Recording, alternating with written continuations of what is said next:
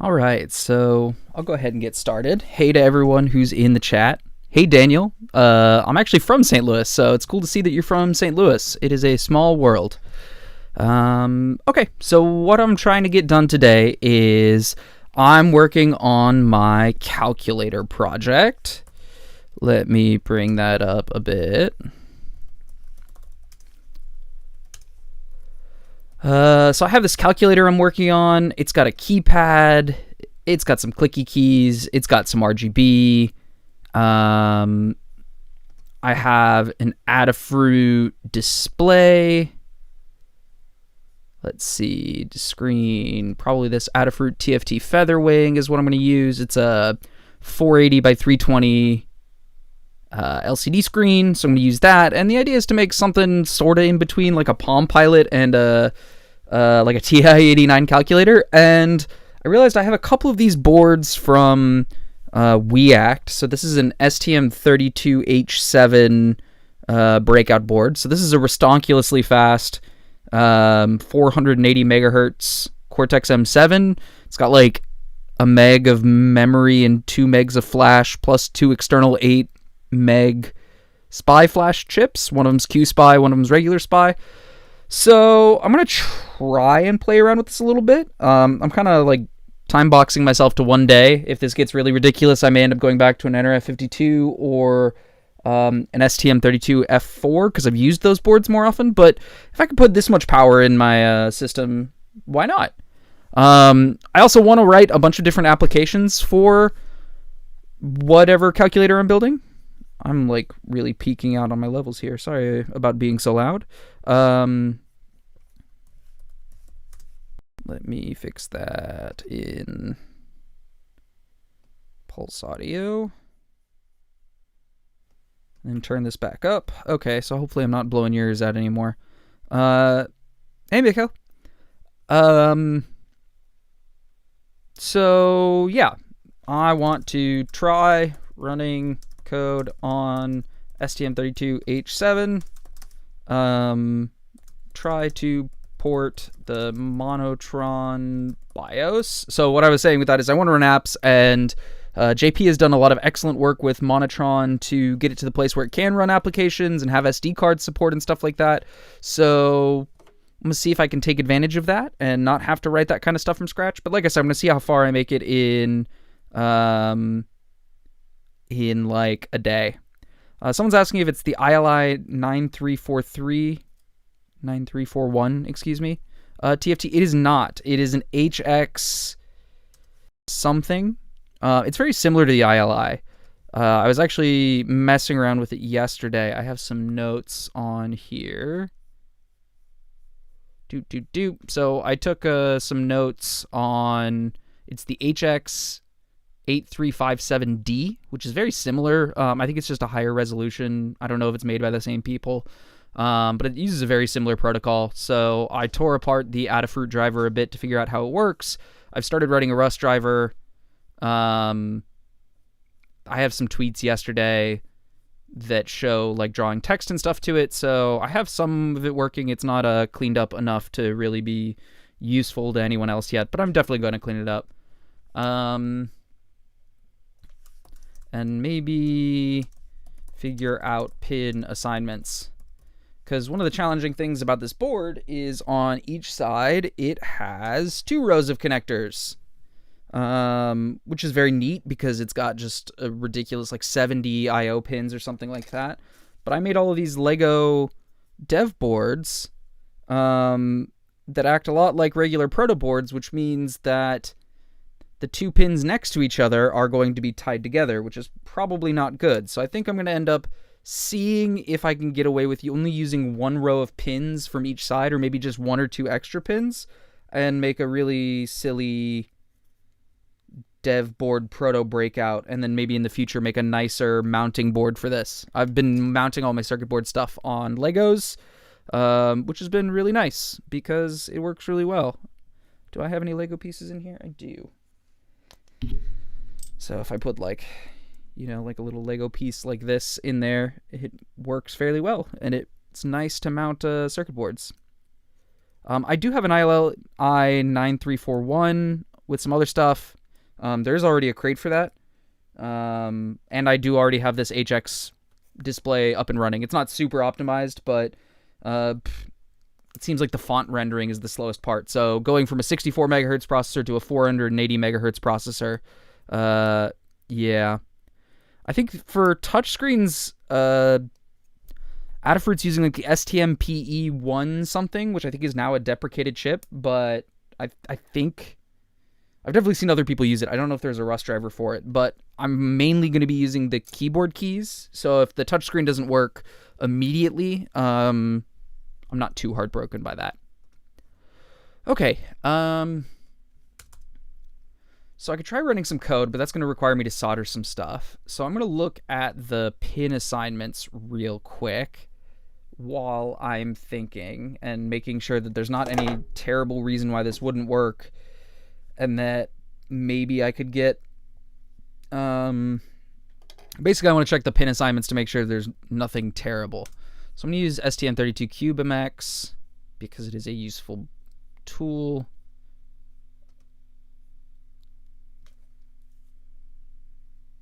No thanks. So let's start the MCU selector. So this is just like a GUI tool that they have. Like, it generates code and stuff like that, but the nice thing is it's just a good GUI tool to like figure out pin configurations and see if what you want to do, like all the port remappings and stuff, are actually going to work. So you can pick like a processor H743. I think this is the 743 VIT6. VITVITX.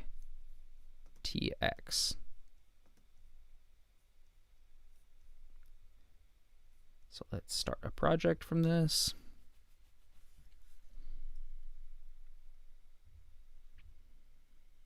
Ooh, buddy. Streaming and using applications at the same time. I guess let me know if the audio's choppy or terrible or anything like that, and I'll see what I can do. Okay, so this is my board, and then the other thing that I want is I want the STM32H7 board details.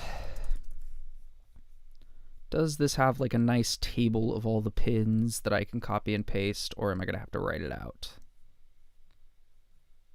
It does not. Cool. Okay, so let's do that real quick because it's going to bother me if I don't have that. So I will need to flip this upside down pin out. This is gonna mess me up, but that's okay. We have, let's see, can I put this somewhere where I can see it and not have to look down? No, probably not. Sorry for looking at the top of the bottom of my head, I guess. I have a book. I can hold that up with a book. Let's try not to knock this over and knock my soda over. Let's move that. Oh yeah, and the STM Cube is also really good for figuring out clock configuration. I will also use it for that. I tend to like do all the configuration there, and they tell you whether they're good values or not, and then yeah. So ground 5VO. Let's do all of these. E1, E0, B9, B8. But yeah, how's everyone else's day going? I just finished editing my podcast chat with Mikhail, who's in the chat right now. So that was really nice. I think I'm going to go eat lunch in about 40 minutes from now. And what I may do is I may just put that episode of the podcast on. So if people want to stay on the stream, they can. And then I'll come back afterwards and pick back up after I'm done eating lunch. D5. So if you haven't listened to that, this might be your chance. But I've been really enjoying those chats, and it was fun talking with Mikhail because we got to talk about coffee, and coffee's kind of fun to talk about. D1, D0, C12, C11, C10, A15, A12, A11, A10. You can see there's a ton of pins on this. There's just more pins than any microcontroller has the rights to have. Ah, thanks, Daniel. Yeah, Daniel was saying he enjoyed the last one with Brian. Yeah, it was a ton of fun to talk to Brian. That conversation could have gone on for like hours, and it's funny because even in the recording, I can hear both of us starting to get tired after like an hour and a half, but like still really enjoying the conversation. So, or at least that's what it sounded like to me. But yeah, it was a ton of fun. I definitely would love to talk to Brian again. I've had some chats with him around Oxidize and stuff like that, and that was really fun. And I'm super excited to see Hubris, which is the name of their OS. It might actually be aimed at a sort of similar thing. Well, no, I guess not, because what I'm aiming for is actually something between like sort of like TalkOS. TalkOS is meant to run guest applications and stuff like that. But yeah, I really do want to run like random SD card applications. Mika, yours was a ton of fun. I actually didn't remember how fun it was. I went back and listened to it.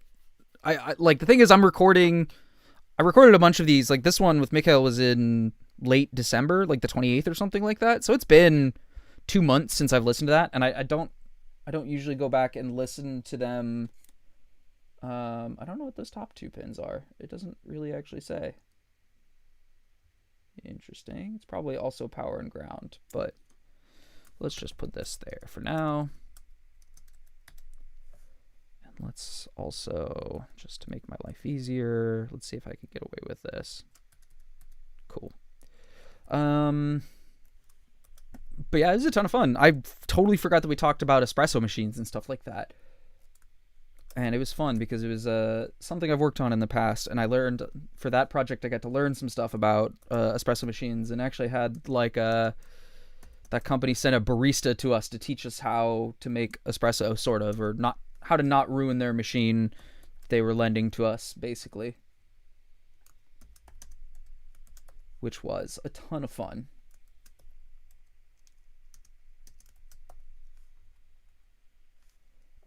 C3 ground V plus. I don't know what V plus means. There's like 5 volts, 5 volts, 3 volts, and V plus. I don't know what V plus is.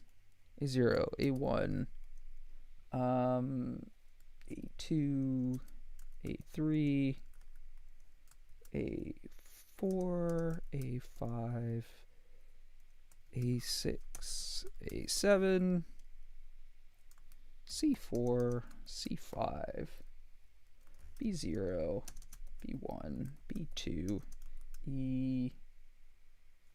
E7, E8, E9, E10, E11, E12, E13, E14, E15, we're almost done.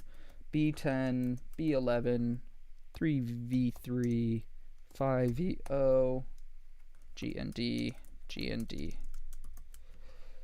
Cool. So then let's make the top side pin out. So let's take this, and we will cut.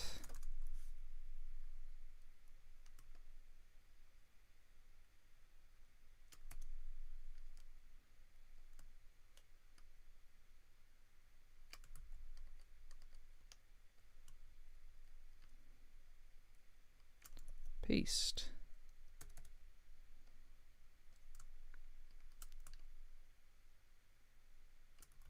Cut. paste.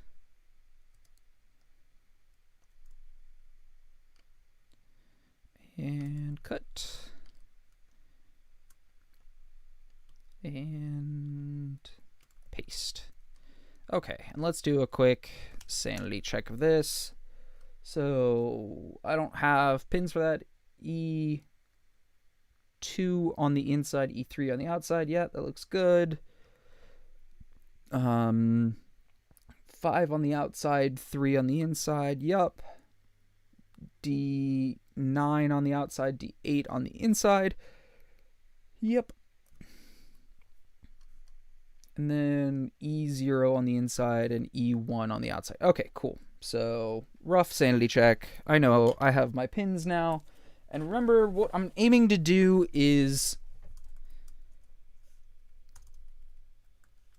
like, of these, let's call this A1 and A2. And this is like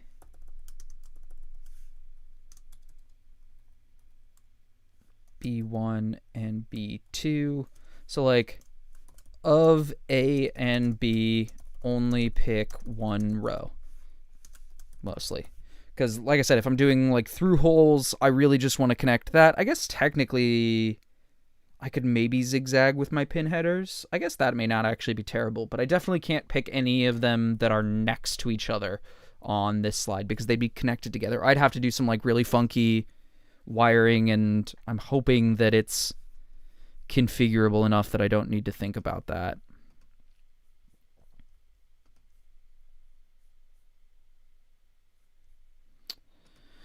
But yeah, okay, so back to CubeMX. So we're looking for, let's see, what am I going to need?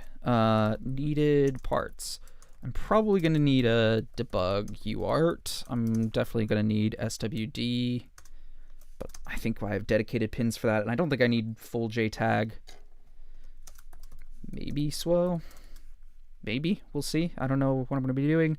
I need SPI regular for display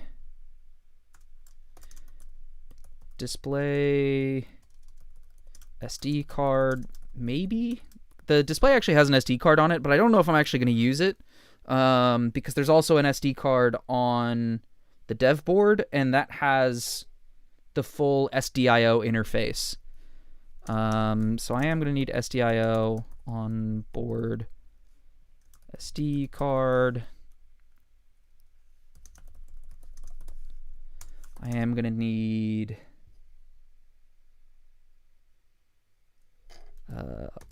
maybe QSPI for on board flash. Let's see, I'm also going to need GPIOs. I need what? 10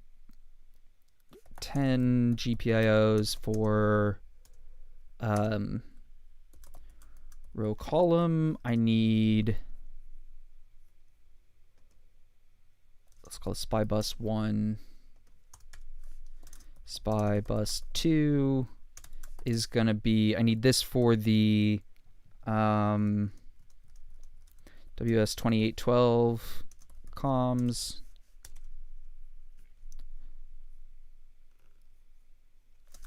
Can't be shared. Maybe shared with SPI bus 1.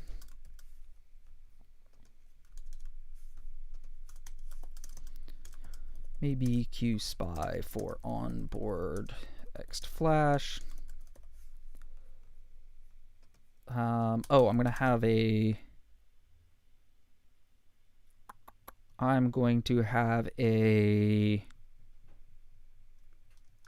Wi-Fi radio in there, probably. I need one for display chip selectin. I need one for display data communication. I need one for SD card CSN, maybe. I need one for ESP reset. I need one for, let's see, I took some notes here. TFT feather wing. So for the airlift, I'm going to need reset, chip select, and busy.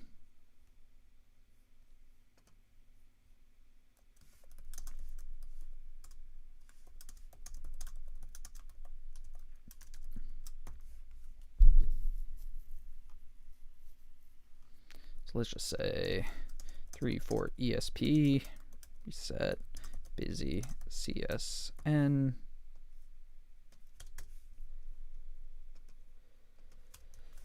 Three for display, CSN, DC, SD, CSN. And there's also touch, CSN. So it's 4 for the display. Let's see, was there anything else on this? Oh, I can tell you the part for that touch screen. It uses the STM32H7 is the name of the chip that the Adafruit board uses for touch. Reminds me when I started with STMs, I thought I could mux any peripheral to any pin, and I spent like a day trying to figure out how it works. Yeah, me too. I really miss that from the NRF52 when I go to other chips. It's so nice to be able to map anything anywhere. Why do I need an SD card on a calculator? Like I said, it's going to be sort of more like a PDA sort of, it's calculator form factor. What it actually does is sort of to be determined, but I want to be able to like load applications onto the SD card and not have to reflash the calculator every time I want to mess with it. And then I also want to save like persistent data, like I also want to do stuff like time tracking on there. So if I wanted to save my time tracking information to an SD card, I could do that to make it easier to pull off when I don't use Wi-Fi or something like that, or if there's some kind of configuration I want to put on there. I don't know, because I feel like it. Okay, so I think that's probably enough to get started.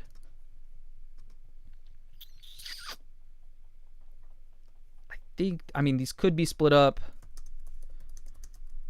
I don't know how many SPI peripherals I have.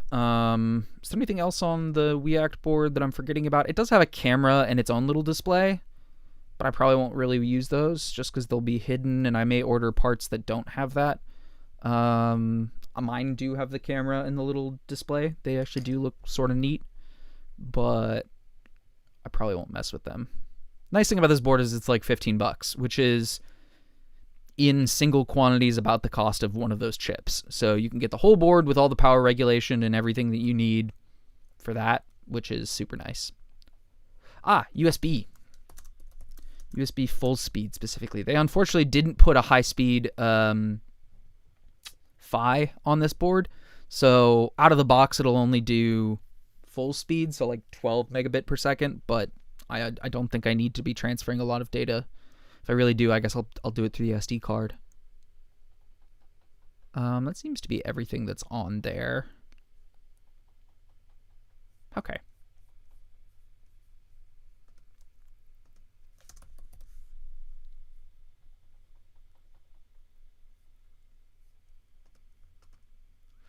Okay, I think that's enough. So let's see what we have in terms of connectivity. So I seem to have 1, 2, 3, 4, 5. What do I have? 5 SPI ports. I'll probably want an I2C for a quick connector. Probably. I seem to have 4 I2C ports. What is an SWPMI? I don't know what an SWPMI, but yeah. I've got UARTs. I've got 1 LP UART. I've got 4 UARTs. I've got 4 USARTs. Let's see, I've got 1 QSpy. I've got 2 STMMC. It's an MDIOS.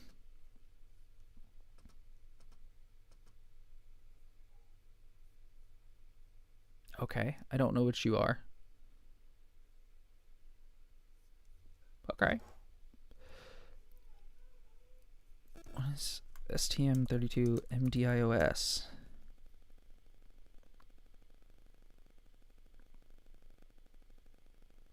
MDIOS controller integrated inside the STM32 products provide a device management interface, allowing a host to manage the STM32 configuration. It offers 32 by 16-bit wide registers. Okay. Probably won't be using that. Let's look up what the see, I'm not going to be using ETH. I sort of wish I could, but I actually no, I really don't need Ethernet for this. SWPMI1. SWPMI1.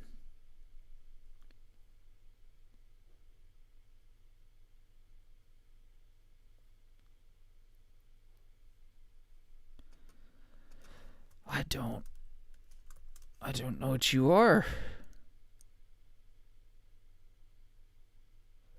The STM-PMI integrated inside STM32 products implements a full duplex single-wire communication interface in compliance with the single-wire protocol in the ETSI TS102613.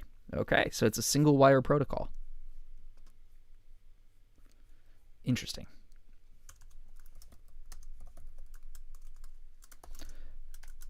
MDIOS remote config interface for a host PC.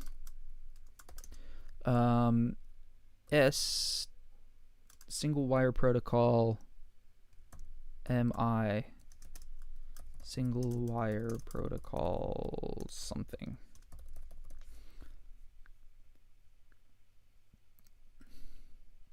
Okay, and I've got FD-CAN, but I'm not going to be using CAN bus. I've got FMCs, which I might end up using. I don't have any NAND flash. I do have... Ooh, this might be a fancy LCD controller, but... E1, memory type, LCD interface, register select. I don't know what any of these mean. I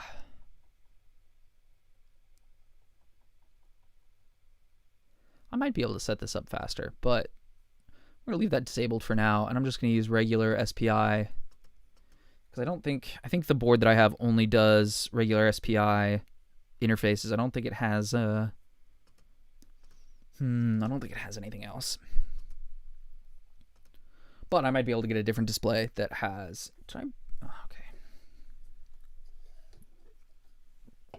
Okay, so onward. Let's definitely gonna be using full speed. Do I want to be a dual row device? Let's say not for right now.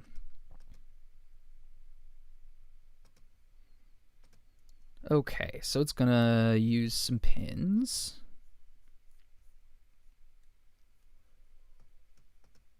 So let's take this.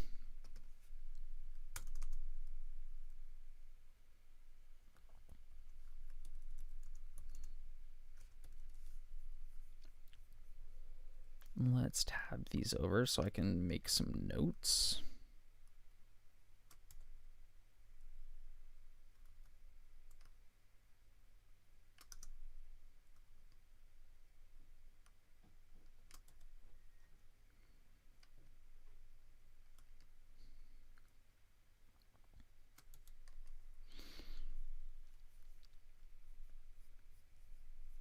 Let's see if anyone's saying anything on Twitter or the embedded Rust chat room. Nope. No distractions. Okay, so A9.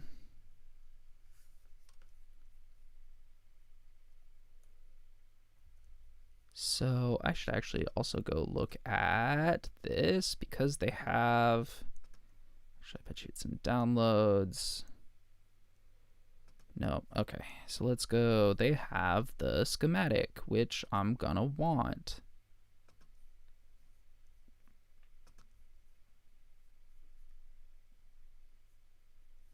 I'm not entirely certain that I have version 1.1. I think I have version 1.0 because I ordered this more than 3 months ago. So let's download.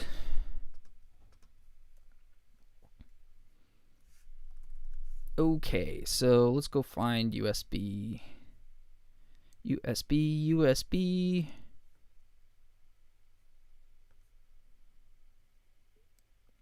USB DN, USB DP. Does it have dedicated USB DP? You should be up here. PA11 and PA12. Okay, yeah.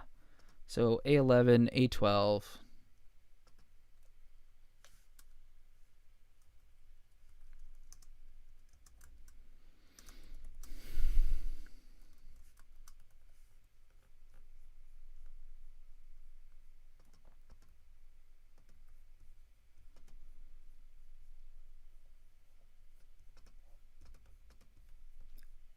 $11, $12, and $9.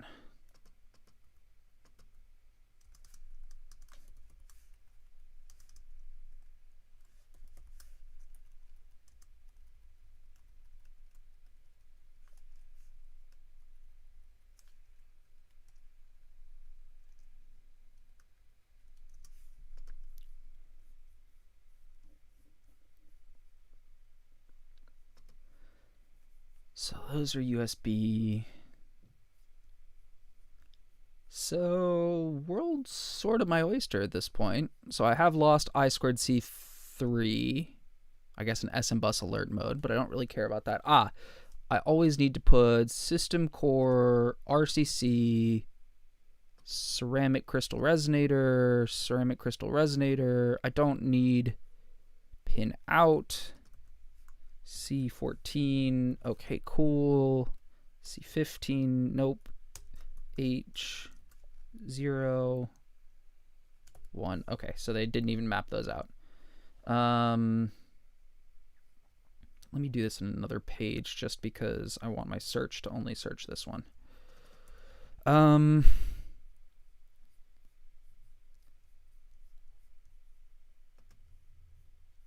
Okay.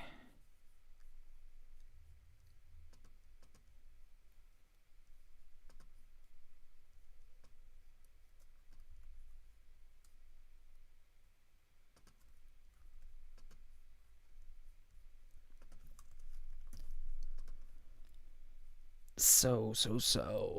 RCC resonator. Let's go to clock configuration now. Yeah, let's try. Oh my goodness, look at that clock pinout. I know in the schematic, I believe I have. Where are my oscillators at? DCMI, micro SD, QSPI flash, TFT LCD. This is graphical. Here we go. 25 megahertz resonator. Do we have a 32 kilohertz? We do have a 32 kilohertz. Okay. On PC14, C14, no. And PC15, no. PC14, PC15 resonator. A12, A11,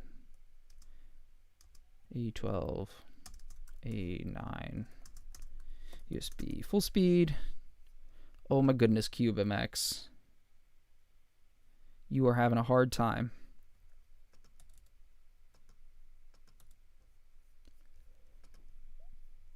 What did I say? 14, 15.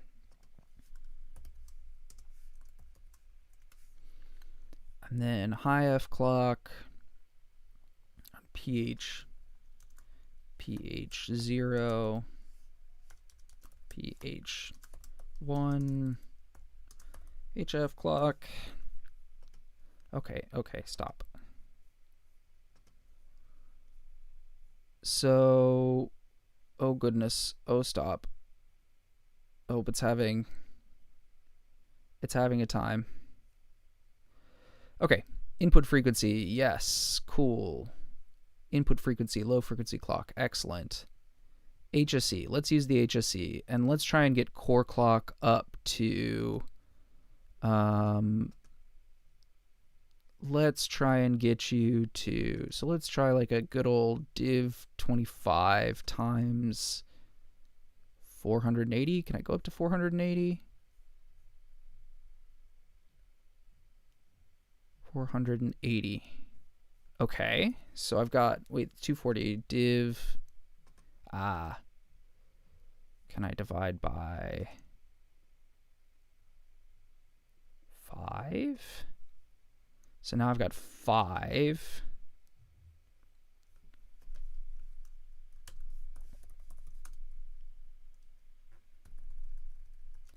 $480 divided by 5 is 96. So if I can get times 96,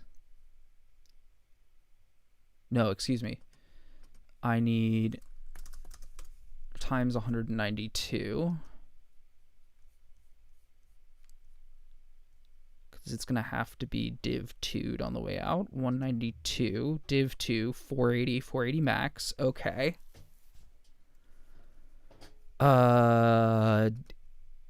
Okay, so you need to be divided by 2. You need to be divided by 2. You need to be divided by 2. And you need to be divided by 2. Okay. Okay. We got some...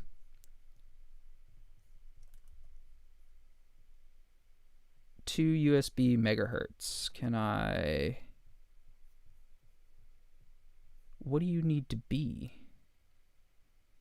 48 megahertz. So it just needs to be 10 less, 10 times less than what this is. So let's try and doing div 5 still.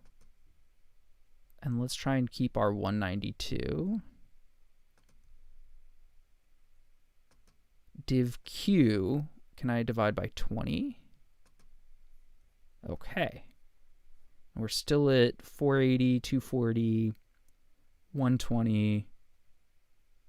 Okay, so this seems like a fairly reasonable sort of thing. I guess I could have just used RC48, but I don't honestly know I would or wouldn't do that, so...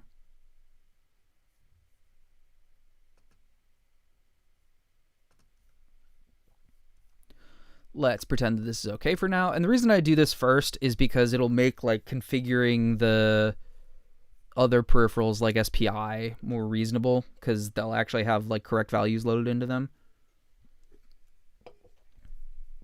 So let me take a couple notes. A clock.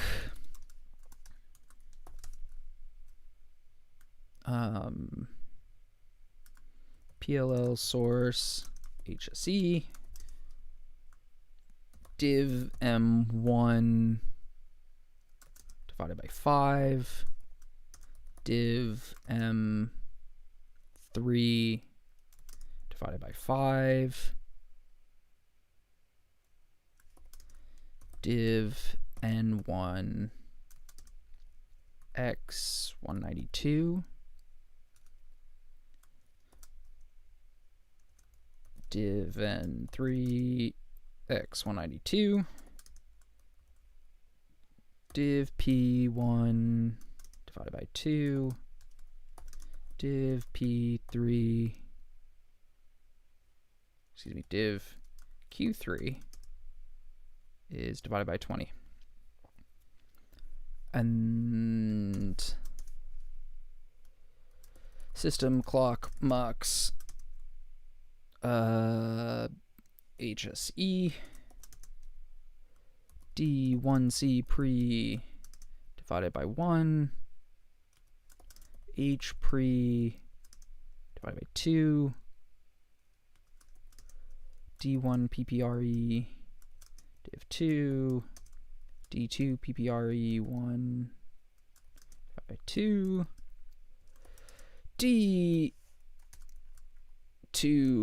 PPRE 2 div 2, and D3 PPRE divided by 2. I think that's everything I set. USB clock mux PLL3Q.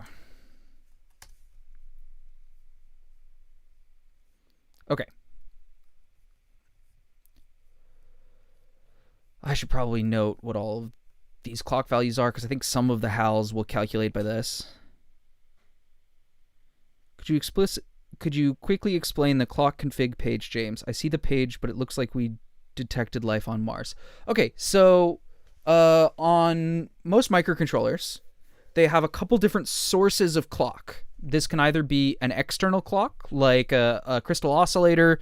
Like if you see, I'm going to see if I can autofocus on this. Like if you see these little like gold boxes here, you see them a lot like this, or sometimes you see like a little tube can or things like that. Those are crystal oscillators, so they vibrate at a specific frequency.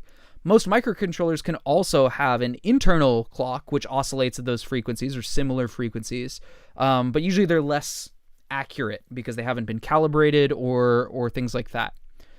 For all the different parts of your microcontroller, like a UART or an SPI clock or a timer or whatever, it's going to require a clock at some frequency. So if I wanted a 30 megahertz SPI line, I might need to feed that peripheral some multiple of 30 megahertz or something like that. So I could maybe give it like 15 or 30 or 45 or 60 or something like that, and it can tweak that value around. Or maybe I just need to directly give it 30 megahertz so that the peripheral works at the right speed. On the NRF52, this is all pretty much handled automatically, in that you always have a 64 megahertz clock, a 1 megahertz clock, and a 32 kilohertz clock.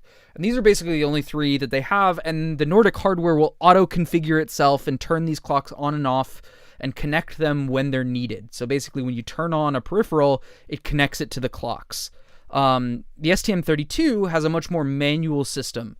NXP is very similar to this as well. These are typically called clock trees or clock configuration.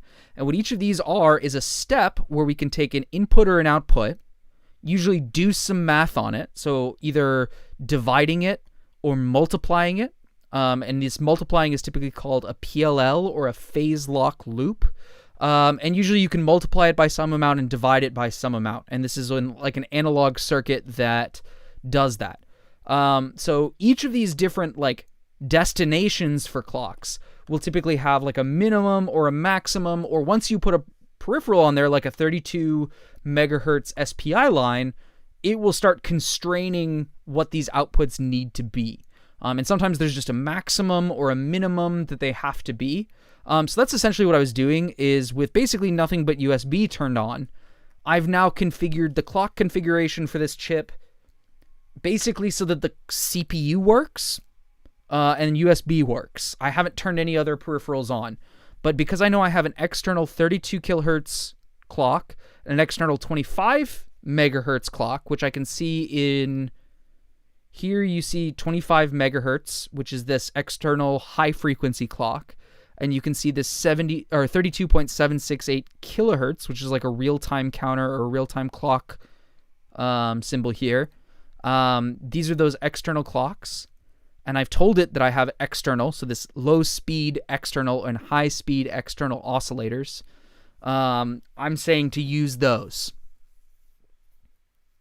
So yeah, this is me saying that I have all of those things. And then this is me doing the math and finding some value that solves my constraints. So as I start adding more peripherals like UARTs at different speeds, or SPI at different speeds, or I2C at different speeds, it's going to start adding more constraints, and I expect these boxes to start getting red, or these boxes will light up because Like, let's say, for example, I've turned on SPI 6, and now it says that I need to figure out how to get 128 or 120 megahertz clock to SPI 6 or something like that. So we'll see that in a second. But yeah, you'll either see this in a data sheet as like a big multi-page diagram that you have to figure that out.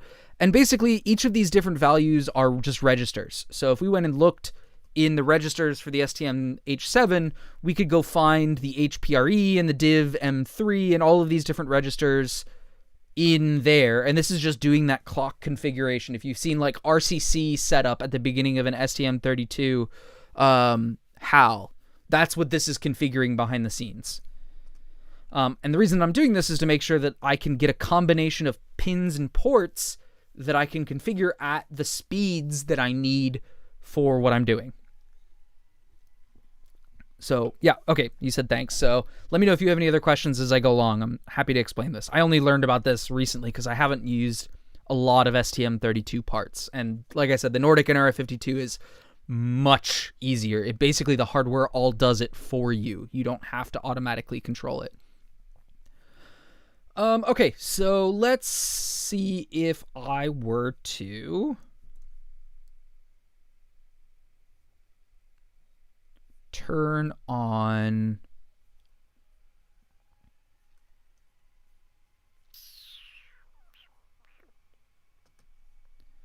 let's see, I'm gonna want an SD card. And where have they connected the SD card? They've connected it to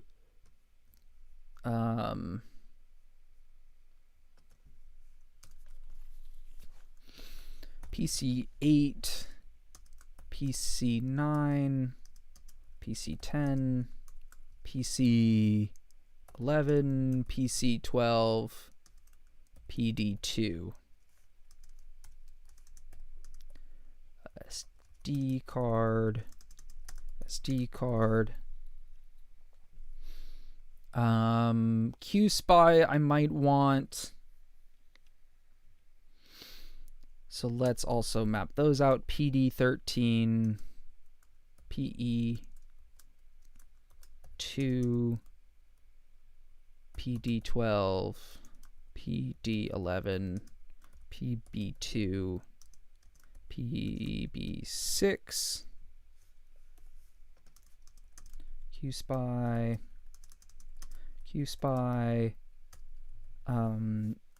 PB4, PD7, PB3, PD8, onboard SPI flash, which we may actually be able to use.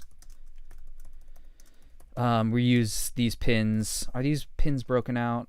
PBB4. Okay, so those pins are broken out, so I could probably reuse those. PB3, PD8, D8. Okay. Not super convenient, but they are mapped out, which is nice. Which means if I wanted to put like the display on the same thing as the QSPI bus, I could. RE11, okay. E10, E11, E12, E13, E14. I'll note these because I'm probably not going to use them, but I want to make sure that I'm not using them. PE13, PE12, PE11, PE10, and whatever LCD reset is. What have you mapped LCD reset to? Is that just a button?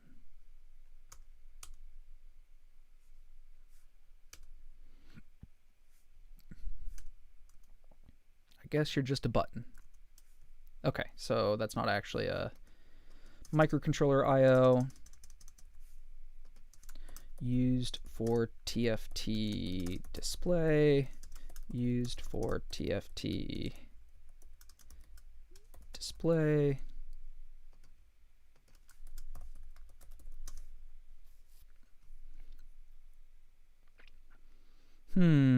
Anything else? Micro SD, DCMI. I don't know what that DC. Oh, the DCMI is the camera thing, and I'm not going to use the camera thing.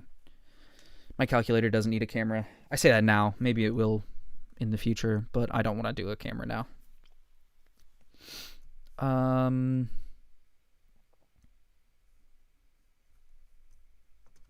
PC13 onboard button. Probably got a PE3, PE3 onboard LED. What else we got? Power. We don't have any active control. I guess we use VBAT. VBAT? Does that go into the microcontroller anywhere?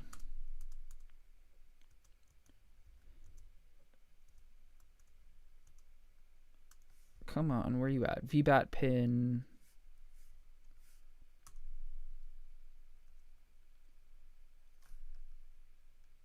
Search is not very helpful. Where are you? I need like a big red target. Okay, VBAT. Okay, so there is a VBAT pin. Okay, so that's fine. Oh, we can find out what that mystery pin is. Okay, so what's above E3, E2? E3, E2. So on the E3 side is 3v3. E3, 3v3. PE2 has ground. Okay, cool. Mystery solved.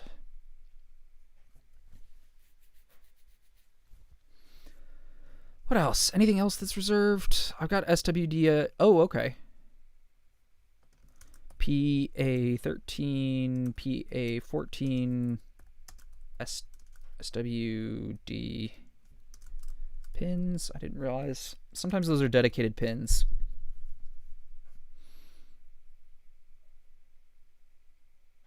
VREF plus. Okay, that V plus is... Note. V plus is VREF plus.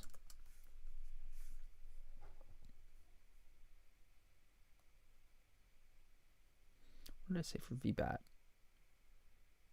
VB. And then NR.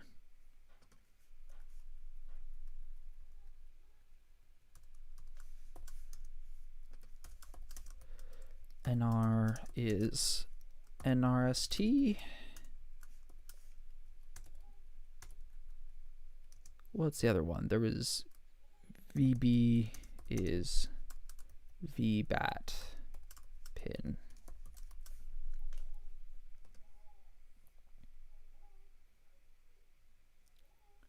PC13. What is PC13? I thought I had already seen PC13. Onboard button. Okay. Yeah. And then boot 0 and then PE3. Okay. I don't think anything else is being used. USB, USB.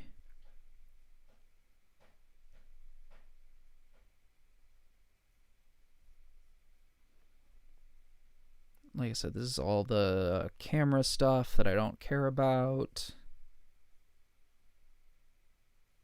Oh, there was maybe micro SD switch. I think one of this was an open solder bridge or something. It was like an optional.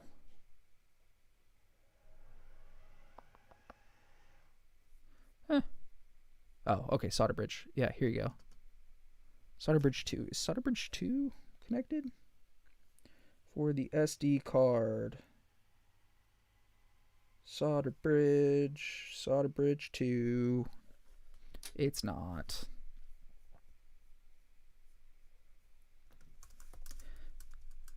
SB2 for SD card switch is not soldered by default.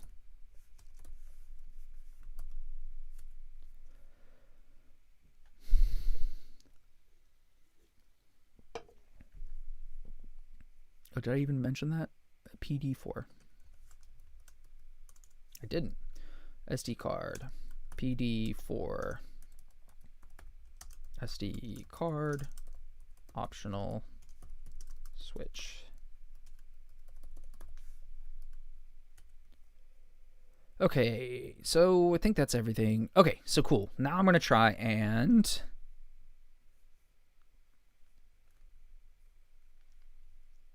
well, let's see. What am I already using? Okay, so I'm using... let's go down this list. So H0, H1, C14, C15, okay, A11,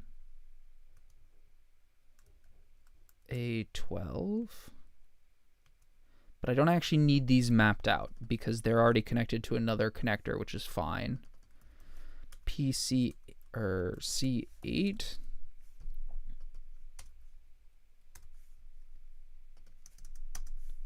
What is it? PC8, SD card, 8, 9, C10,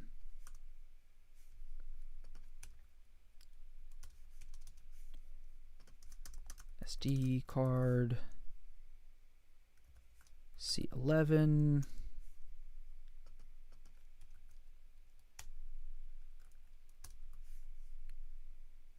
if anyone knows a better way to do like board layout or like pin mapping or this is like the best way I know how.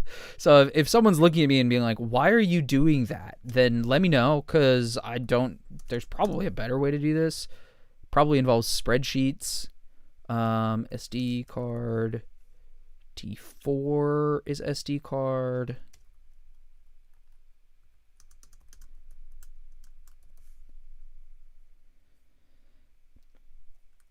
D13 is QSpy. E2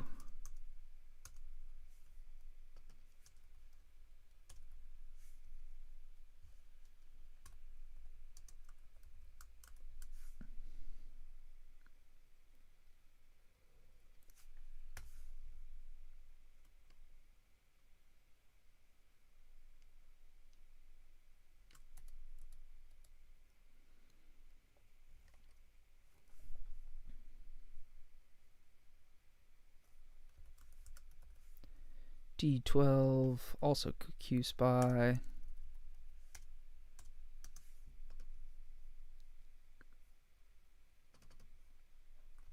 D11.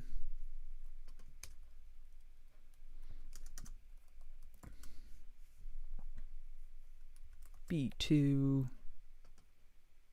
Oh, wrong B2. That was a poor choice of...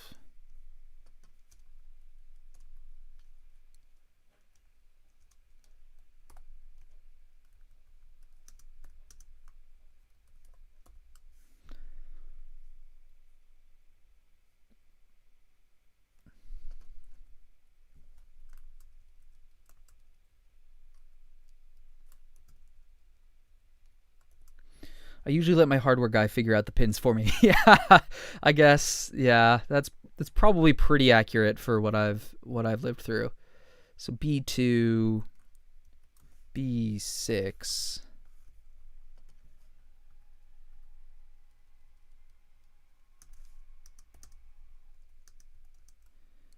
QSpy,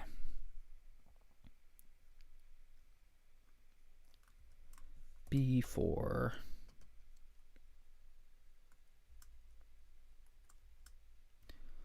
Let's see, B4 and B3.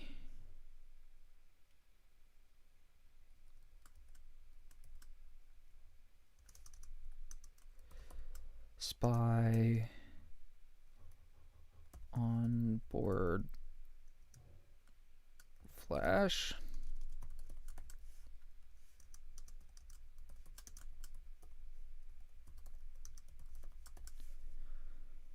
B4, B3, D7,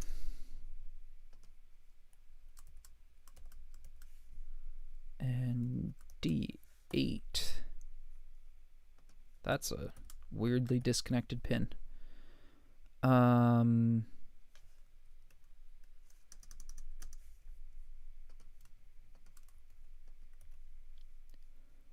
Onboard SPI flash. E14.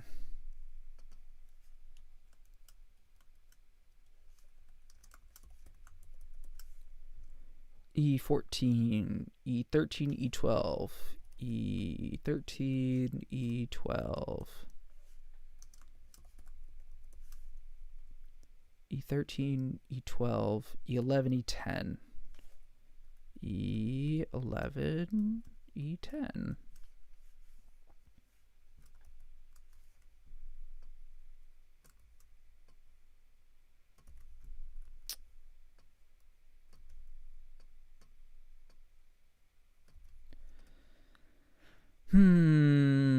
Onboard TFT display, onboard button, C13, C13. What am I using? This is, probably can't use this. Button.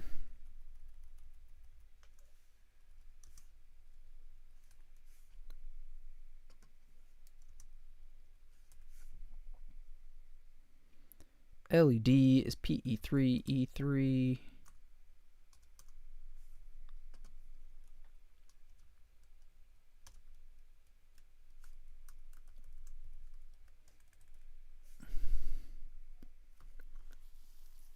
Really? E2?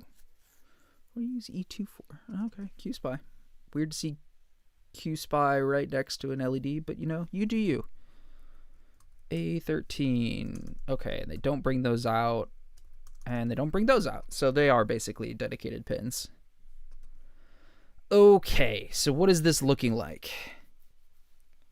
It's a lot of pins I can't use. It looks like...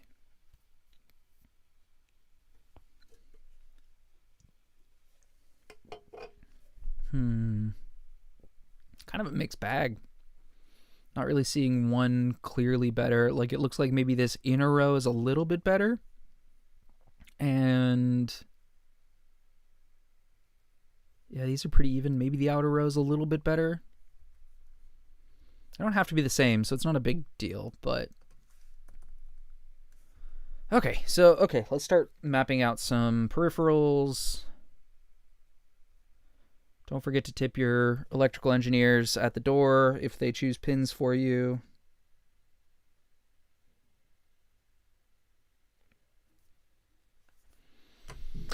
Yeah, and I got about 15 minutes to lunch, so I'll wrap up then. I'll probably just put the, like I said, put the podcast episode on for 50 minutes or so, and you can listen or you can come back in like 15 minutes. In 15 minutes, I'm going to start. 50 minutes after that is when I'm going to...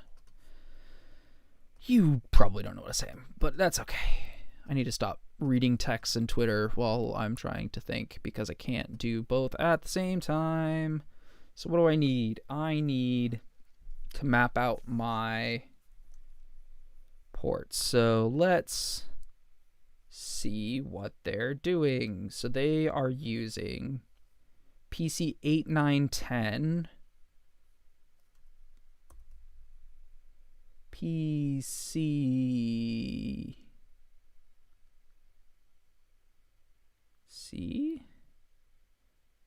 PC 8910. You can be, oh my goodness, STMMC1. Okay, so it's probably STMMC1. So let's... You're going to be SD 4-bit wide bus. I don't know about the voltage stuff. PC89. PC10. Do you not give me any configuration settings? Okay, I guess just SD card as SD card. Let's make sure that this lines up. SD card PC 8, 9, 10, 11, 12, PD2. PD2. Okay, so that's mapped now. And PD4, because I want you to be, so you're going to be a GPIO input, because I need you to read a card select. QSpy PD13. PD13. So you can be Quad Spy BOC1 IO3. So Quad Spy Bank 1 with quad spy lines.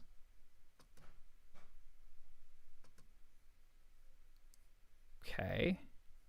So let's check that. PD13.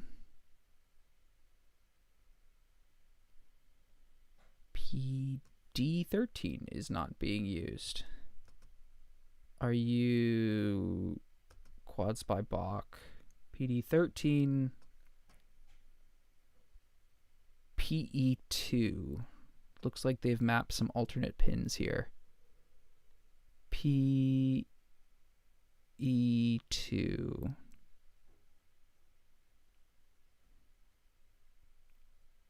Going blind. Can I do this? That's not useful. PE. Someone's probably yelling at me. PE0, PE1, PE2. Okay, so PE2. PD12. D12 is Quad Spy. PD11. PB2. PB2. And PB6. P Bravo. PB6. Quad Spy, BOC, and CS. Okay, so now Quad Spy we have on, let's go just around. PB6 is, so let's start back with PB6, PB2, well no, let's go around like this. STMMC, PD 11, 12, 13, PB2, and PE2. Okay, cool. So those are mapped.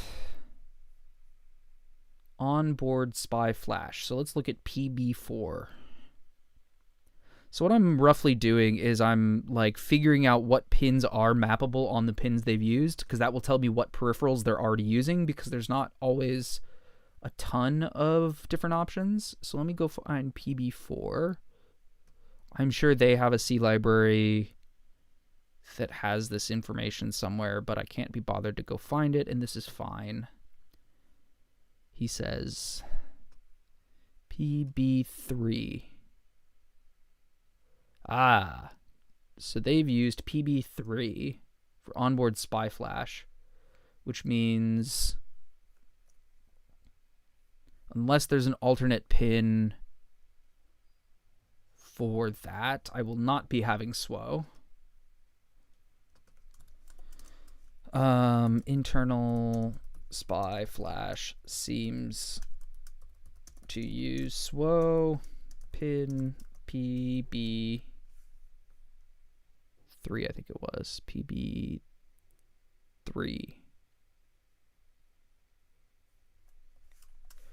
So not a big heartbreak. I don't use SWO very often. Where am I at? PB3, 4, PB3 could be spy 1, 3, or 6.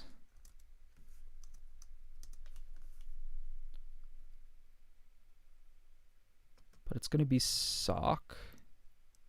PB4 could be also 1, 3, or 6. It could be 2, but that doesn't match for my PB4. PD78. PD78.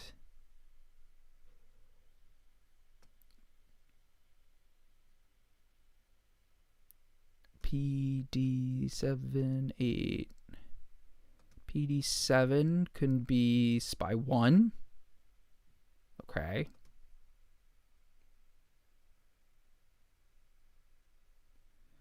Where's my D8? PD7, PD8.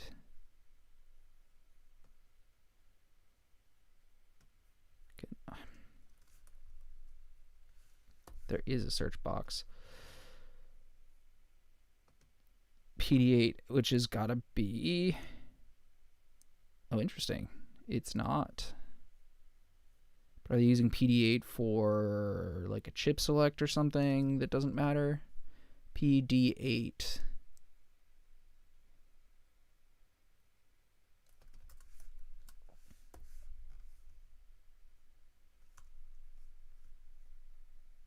I mean, this was on the SPY flash, so it's going to be wherever the SPY flash is. DCMI, microSD, PD8.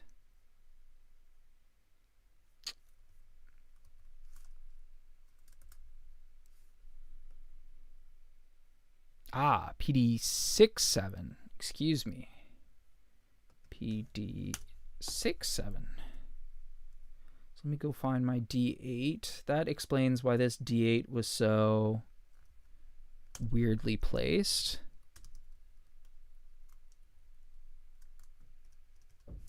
D6, which makes way more sense. Okay, cool. And then PD6. PD6 is here, and it's going to be for SPY 3. Cool. That makes no sense. SPY 1. Okay, so who's the chip select here? PD6. PD6 is probably, we don't care, because it's just going to be a chip select. So PB374. Okay, so let's enable SPY 1.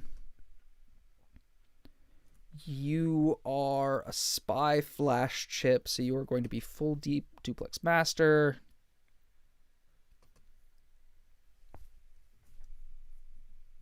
It's not giving me what I feel should be configuration here, because I should have some option of picking my frequency.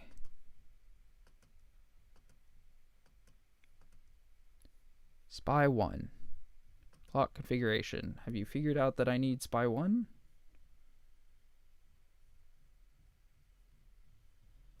Or is that just like a, oh, 2 SPY 1...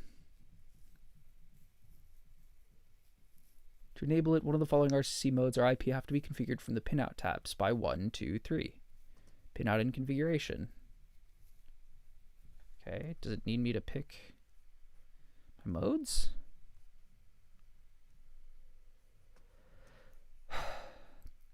PD. PB4. SPY 1.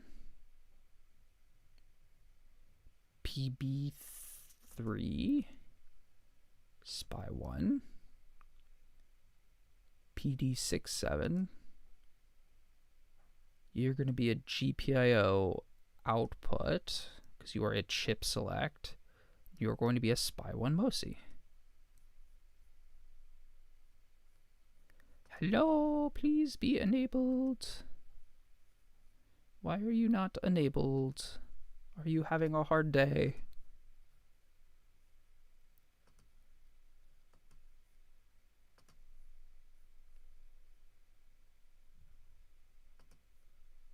Why have you not?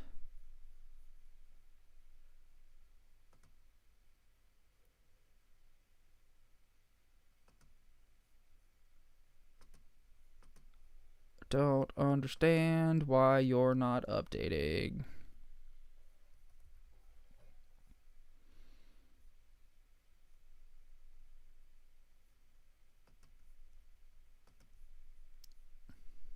Oh, did we crash? We may have crashed, or it may have decided now that it's going to re-render this. It's not a super performant sort of application, especially while I'm streaming. But it seems to be having... Can I quickly save project as...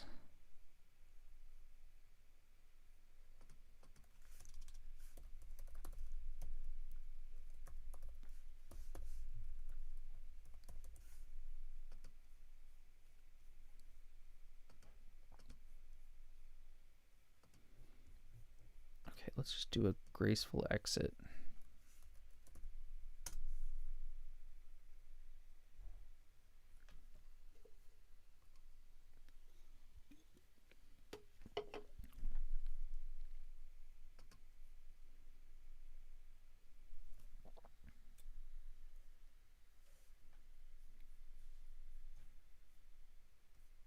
I will be right back while this loads.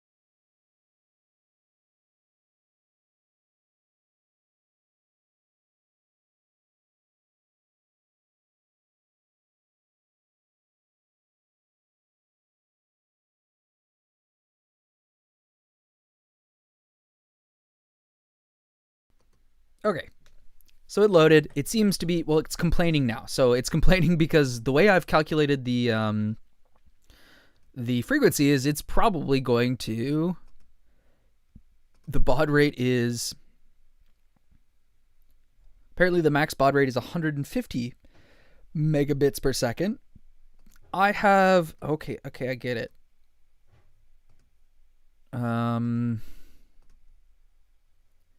I have no idea what a good frequency for these. Let's go look at this. How fast can you run SPI chip? This is the regular SPI. But I think they're the same chip.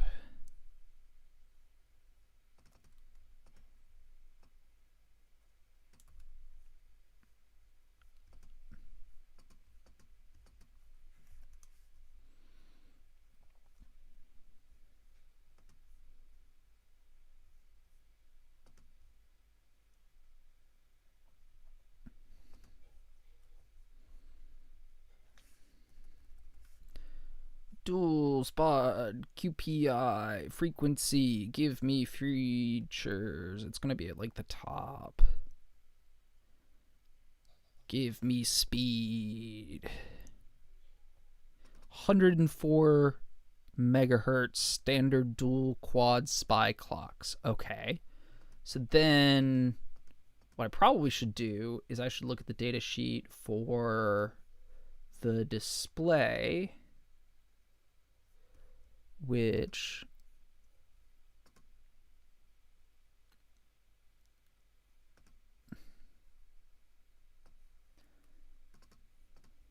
and I should figure out what the max speed of this is.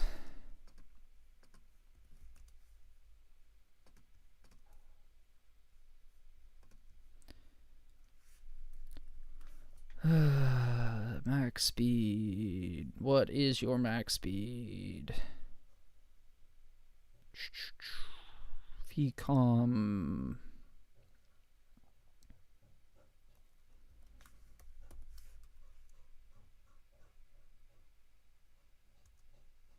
Megahertz.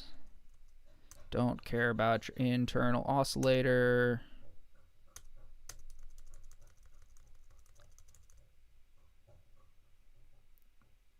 Pixel clocks, but I'm not using a pixel clock.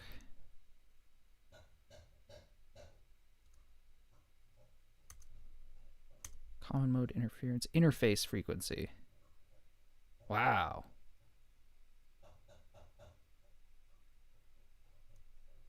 Can you really do 450 megahertz? That's a lot of megahertz.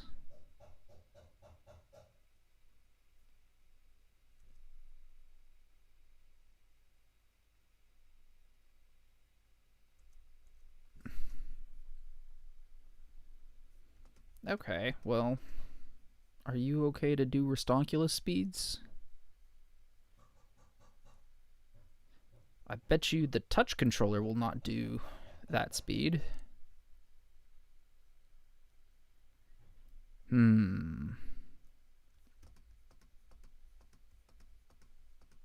HX8357. HX8357D SPI speed.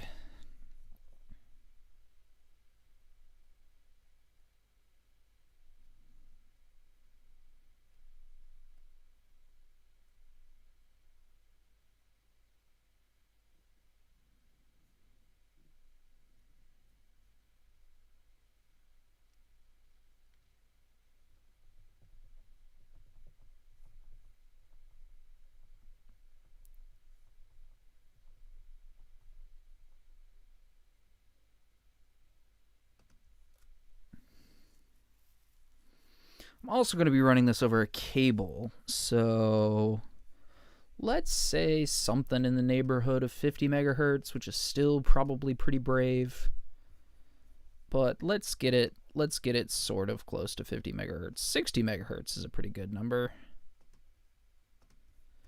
But yeah, I think that STM is gonna be our slow one here, but we have the choice to either move that. I guess we can't move it to another SPI bus. It's gonna be on the same SPI bus, but I guess we could reconfigure our clock rate, which I don't love. Like, I don't want to talk to one device at one speed and one to another. But, you know, probably don't need to read the touch controller too often.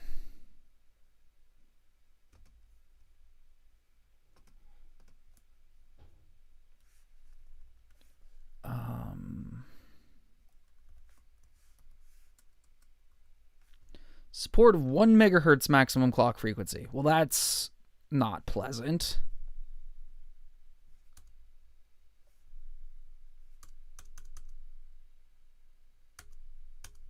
So I'm gonna have to clock that down anyway. Okay, so let's keep it at like a brave 60 megahertz.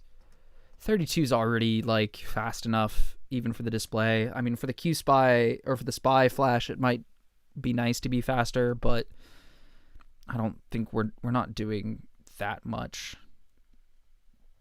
with it.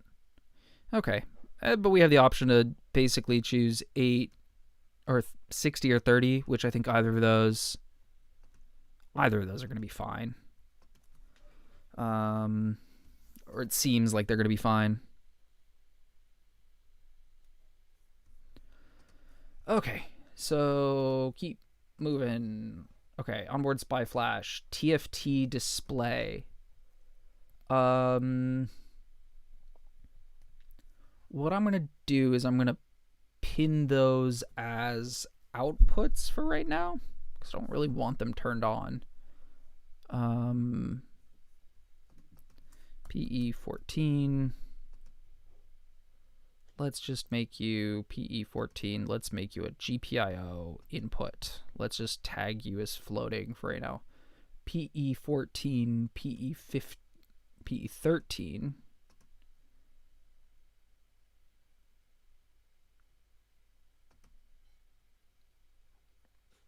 PE12, PE10, there's 10, 11, 12, 13, 14, 10. Let's just tie those up so that they're not available to me. PC13, you are definitely going to be an input because you're a button. And PE3, you're going to be an output. And A13,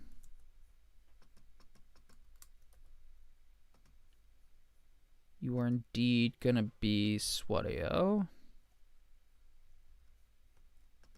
PA14, you are indeed going to be SWClock. Reset is reset. Okay, so that's like what we got to work with. So we can see we've already lost some of our options for like additional UARTs and I2C ports and things like that, but that's okay. Let's see, the ones that we actually are using. So we're not actually using any of these. We could be using these SPI pins.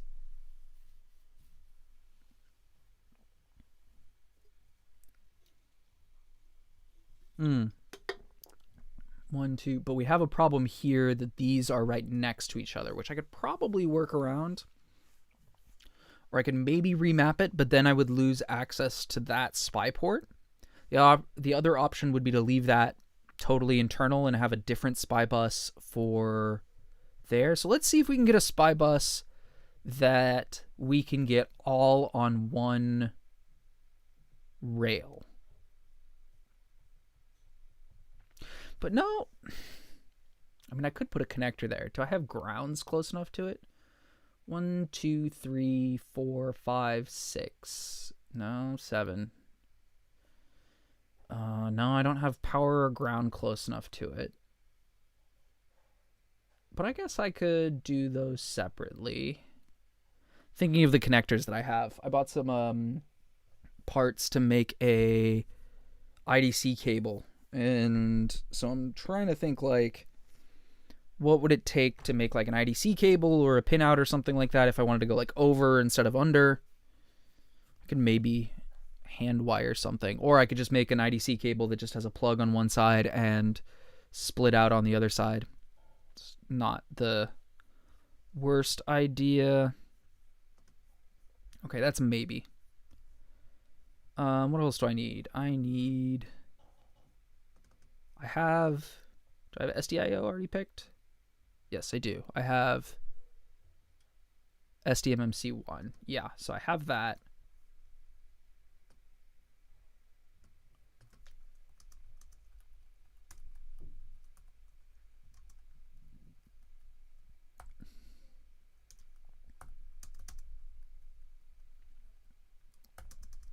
Don't have that. I do have this.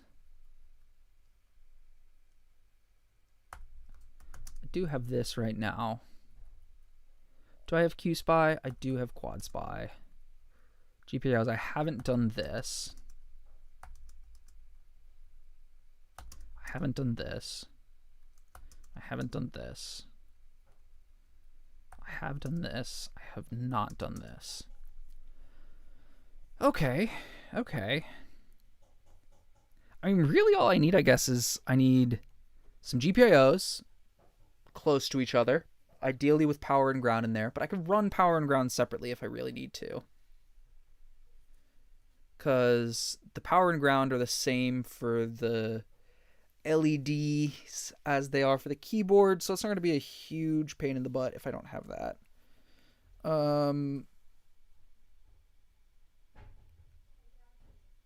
So if I could get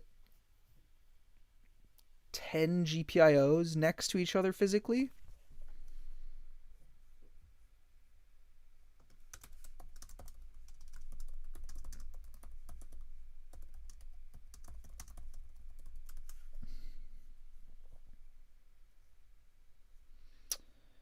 which I definitely can. There's a couple places. So like this one would actually get, well, that's V plus, which is VREF plus, unfortunately. This one, no, well, if I unplug the TFT, I could actually use the, but I need 5 volts and ground next to each other. Which, does that happen anywhere? Ground, ground, ground, only at the ends. I'd lose Q SPI. Yeah, I almost want it to be right, like these 5 pins, but it would mess up both Q SPI and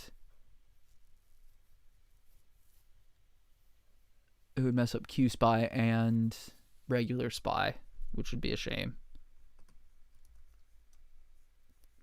And may not actually be possible without like desoldering the chips, which is annoying. But I could see a couple places, none of these, but I'd see really like somewhere in this window, maybe.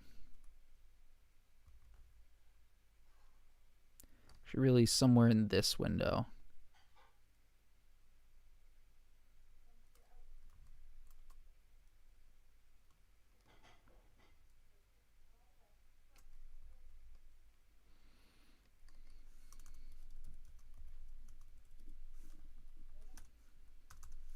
Ten-pin keyboard IOs here.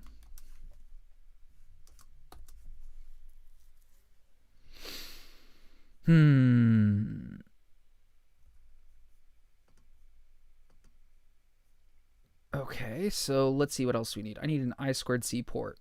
If I could find like, I guess I really need 2 pins for that.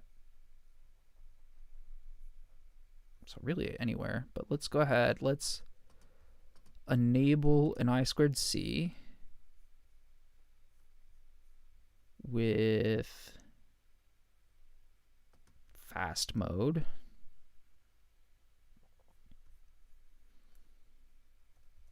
So where did it pick my I2C to live? I2C, it's picked control and click to show alternatives. Does not appear to be any alternatives. We've already picked them all. Okay, so what if we choose I2C2 instead of I2C1? Actually, I should have looked at what those pins were. I2C. So it shows PB78. I2C. PB7, PB8, which I don't think.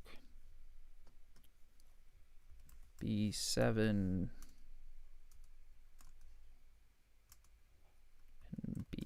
B8. So those are kind of close to each other. Okay, so let's disable that. And then I2C2, if we do I2C and we do, can we do fast mode? We do fast mode plus. Do we have any alternate options here? I don't see anything flashing.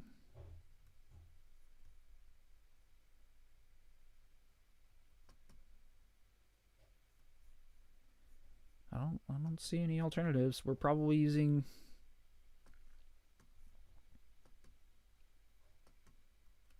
so that's PB1011 to PB10, PB11, 3. What is disabling this? Oh, NA, SD, and USB inhibit. And for, oh, let's disable this.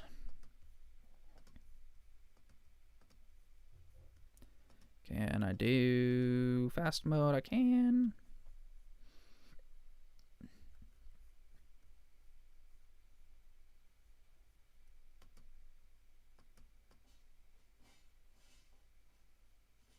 Ah, okay, so you have to hold it.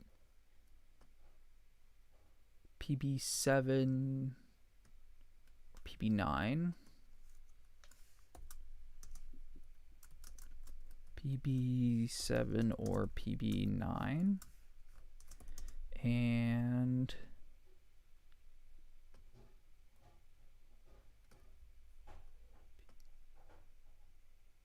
none of those are options, so PB8. So let's go back, disable to enable. Where did you put my PB10?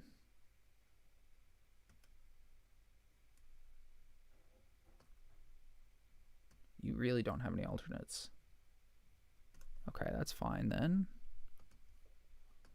And I squared C1, I squared C. Only one is reserved. So PB7 or 9 on I squared C1. PB7 or PB9. Okay. So basically it's PB7, 8, 7 or 9, and 8, or PB10, PB11. Okay, good to know. UARTs I can put wherever. I don't really need anything crazy. Let's see if I can fit. Let's leave you enabled for now with your PB7, 8 pins. Let's see if I can get another SPI port going. And ideally a pretty quick one. Okay, so we can get another 60 megahertz SPI port. Data size 8 bits.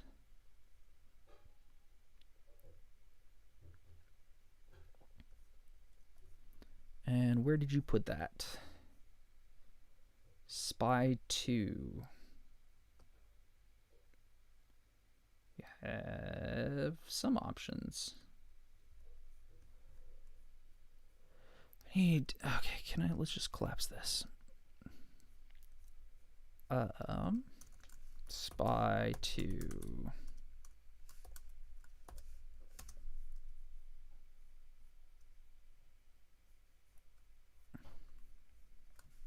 PC1. PC3, PB15.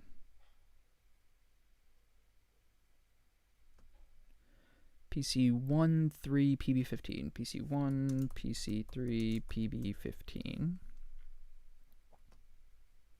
PC2, PB14. PC2, PB14. What? This is a copy. Cheapo. Oh, and then I'm gonna need a GPIO. SOC is gonna need PB10, PB13,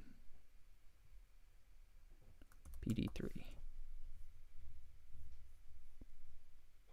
Okay. I think those are my options. Are those like physically close to each other? Because that would just be lovely. Because I guess I need what? I need 4 for the display and 3 for the ESP,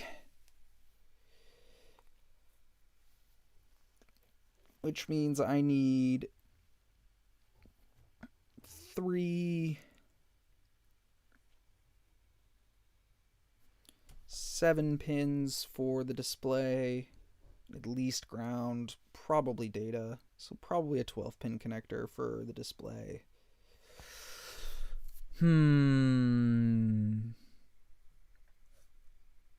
So SPI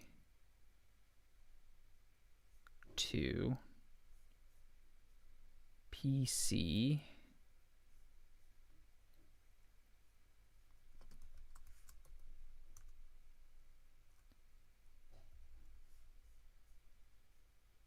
PC13 PB15. No, sorry, I want PC12 PC. That's interesting. 0Z1 C2.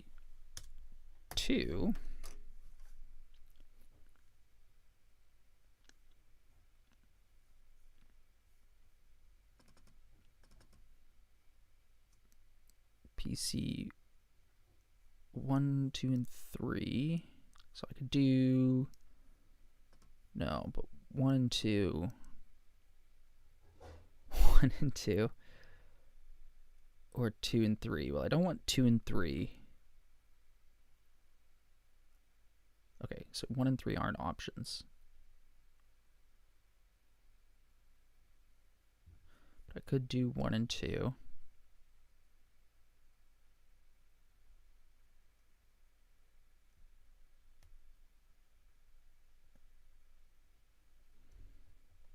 Okay. This is ice. No, 1 and 2. 1, 2, and PB. PBs aren't anywhere near here. PD.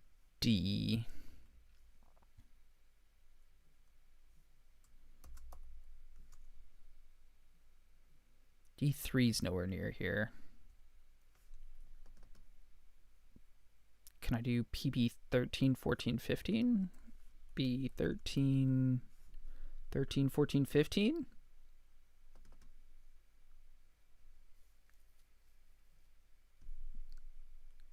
One, two, three, 4, 5, 6, 7. But 7 isn't enough, is it? 7 isn't enough. 3 plus 4 for the display. Maybe.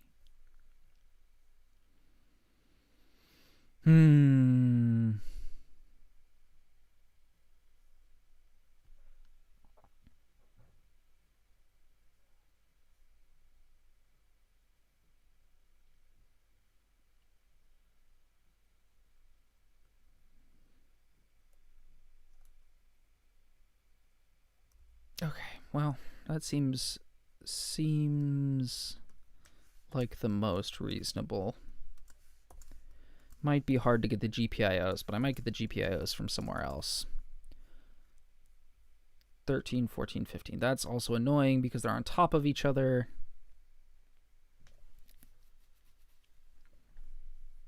But the other option is to go somewhere totally different. So what's on top of each other? 14, 15 are on top of each other. 14, 15. So then I need one of the PC 1, 2, 3s, but those are all the way over here. That's annoying. Board routing's awful. I want to write some software.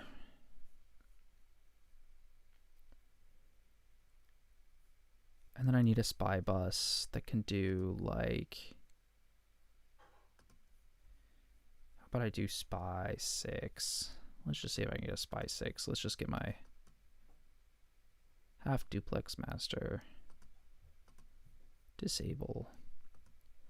Then the question is, can I get down to like 2? Needs to be between 2 and 3 something.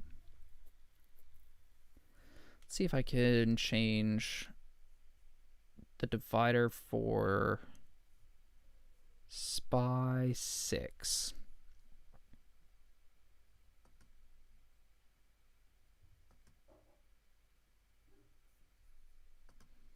So if I give you 48,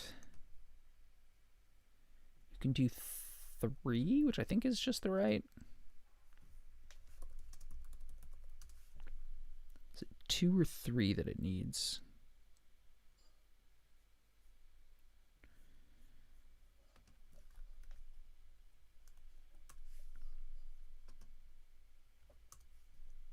Smart LEDs. WS SPI, what do you need? You need between 2 and 3.8 megahertz. Okay, I seem to have that. So this seems to be reasonable.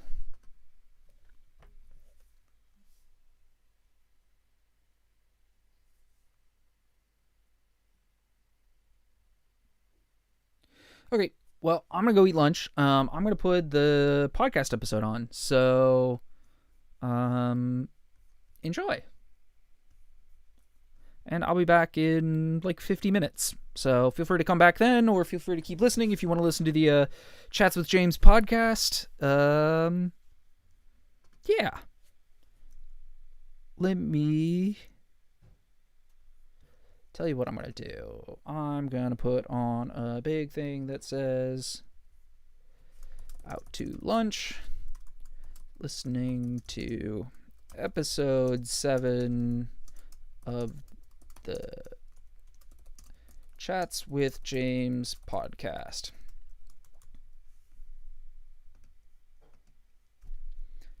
HBS jamesmunz.com/podcast. See you at 16:50 or so.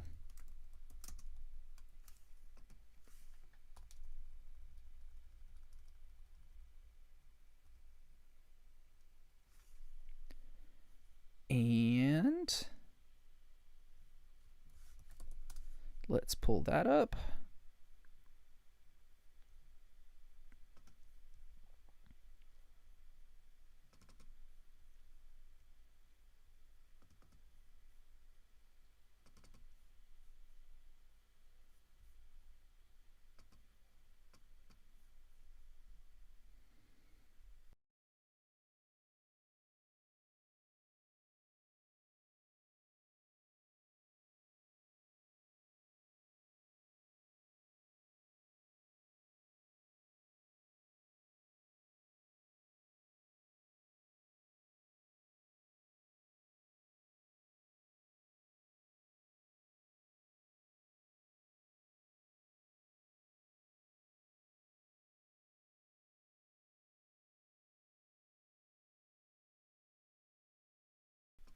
Please hold, I'm figuring out audio.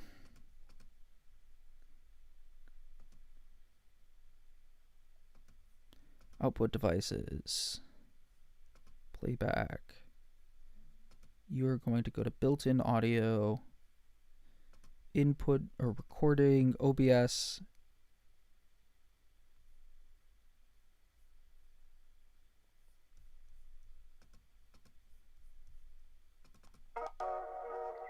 No, that's not what I want. Properties, device. Okay.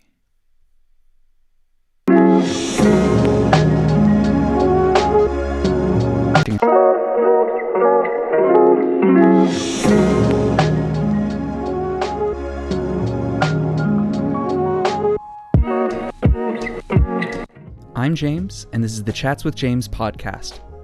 In this episode, I'm chatting with Michael Nitschinger. This episode was recorded on the 28th of December, 2020. For more episodes and show notes, visit jamesmunz.com/podcast. New episodes are released every Tuesday. Enjoy! Special thanks to Louis Zong for the music. So, how's it going? I know I just asked you that, but now I have to ask you again when the recording is rolling. No, it's been going well. I think Christmas was good, and I hope for you as well. Yeah, same here. Very quiet. Had some Christmas nachos. How about yourself? We did raclette. Ooh, nice. Like the grill with the meat and stuff. Yeah, that was good. It's nice because everyone can just pick what they want, right? So it's not just one dish, but rather a couple in one. Yeah, raclette is super good, and usually most people I don't have one of those little raclette sets, but like a couple of my friends do. So usually we have, like, when we have more people gathering, someone has one of those like little 6-dish raclette sets, and it's super good. Oh, now I'm gonna have to get a raclette machine. Yeah, and they're actually not that expensive usually, so should be good to do. I saw that you have a very different schedule than I have. Like I saw you posting at 6 a.m. or something this morning on Twitter. Yeah, my sleep schedule's always been really horrific.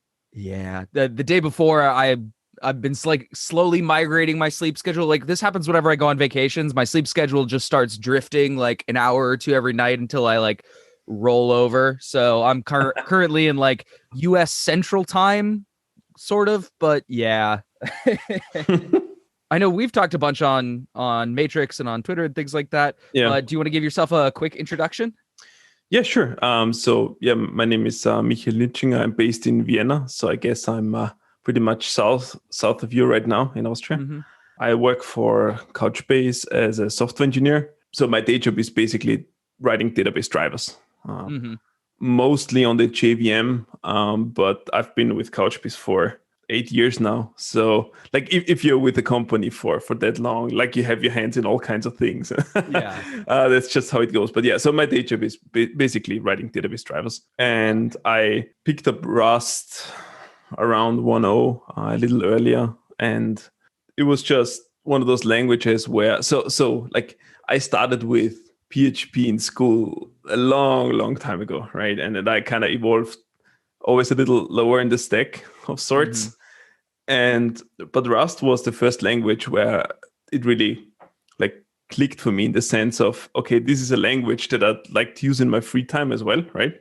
I mean, I do lots of Java in my day job, and it's all right. I'm productive. I can do whatever I want in it, and it's all fine. But like with the Rust, it's just fun, right? Like, and for me, like I know that many people, and you know the same, right? It's like, oh, the board checker and all that stuff. But for me, from day one, it was just fun, right? Of course, sometimes like you want to pull your hair out, but still, it's fun. So that's how I got into Rust. But of course, mainly doing backend stuff, CLI tools, like auxiliary stuff for my work, things that I'm interested in. But then in March, I got so I've always been into coffee, just for fun, doing filter coffee, all that stuff. And then in March, for my birthday, actually, I got a espresso machine.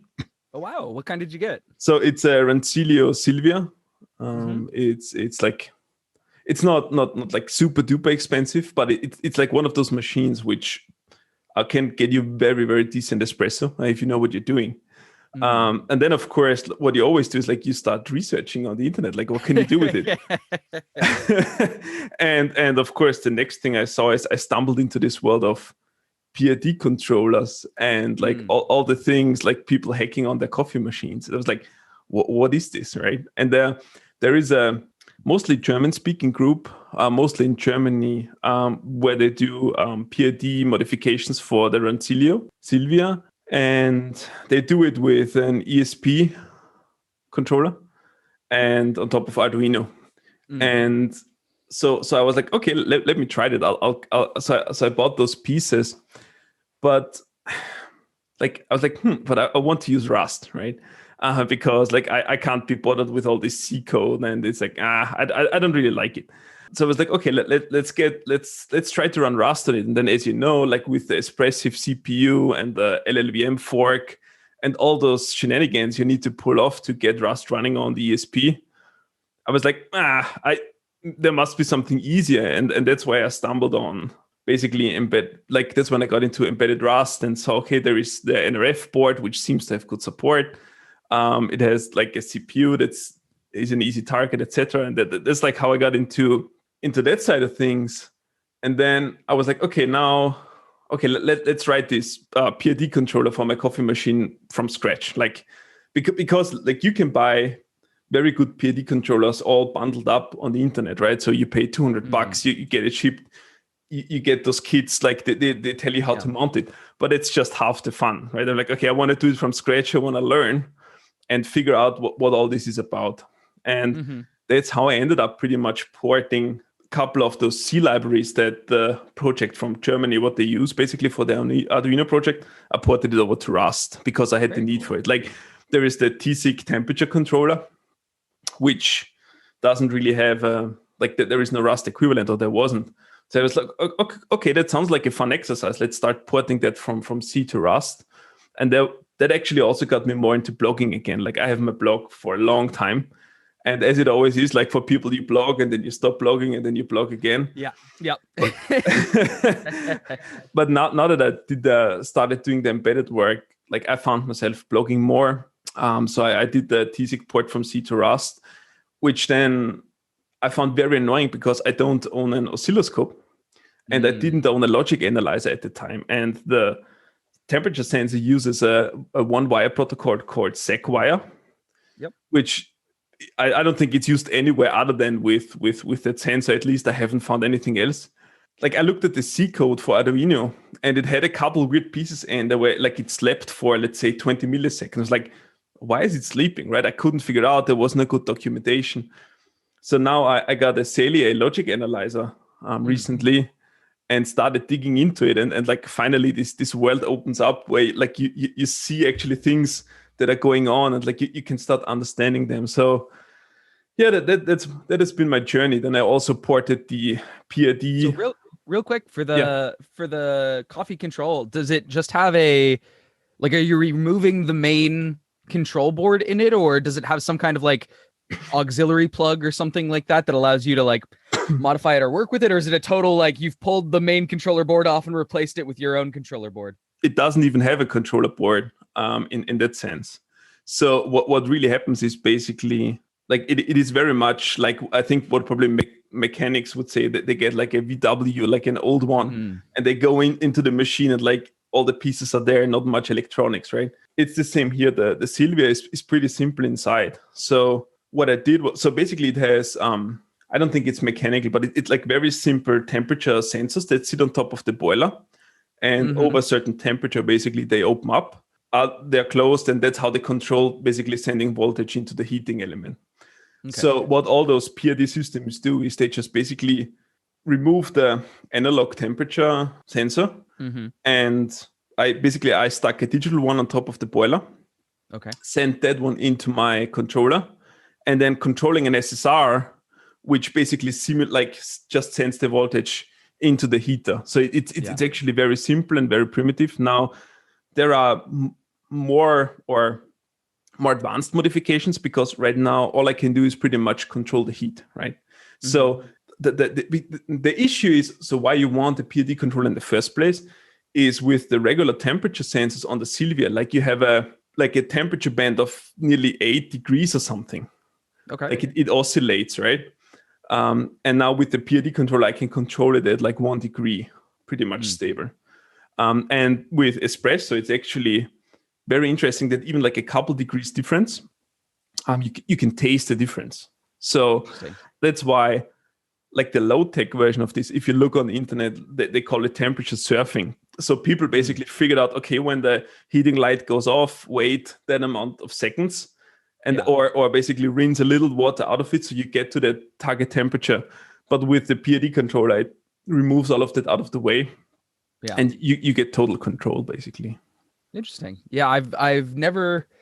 It's my very American roots showing, but I tend to do a lot of filter coffee and French presses and things like that. But yeah, one of the companies I worked at before, we had a coffee machine, like a big, nice espresso machine. And we are actually doing a project with the maker of the coffee machine to smarten the device. So it had sensors on board. This was a much more like managed machine that did have its own kind of control and things like that. But one of the things that we were doing was plugging in and kind of like pulling all of the sensor values from it. It was really interesting to see what that level of control over the heating management and things like that is, because like you said, there's a very specific set of control that you want to use when you are preheating the boiler, and then once you're actually like flowing and things like that and it's draining water.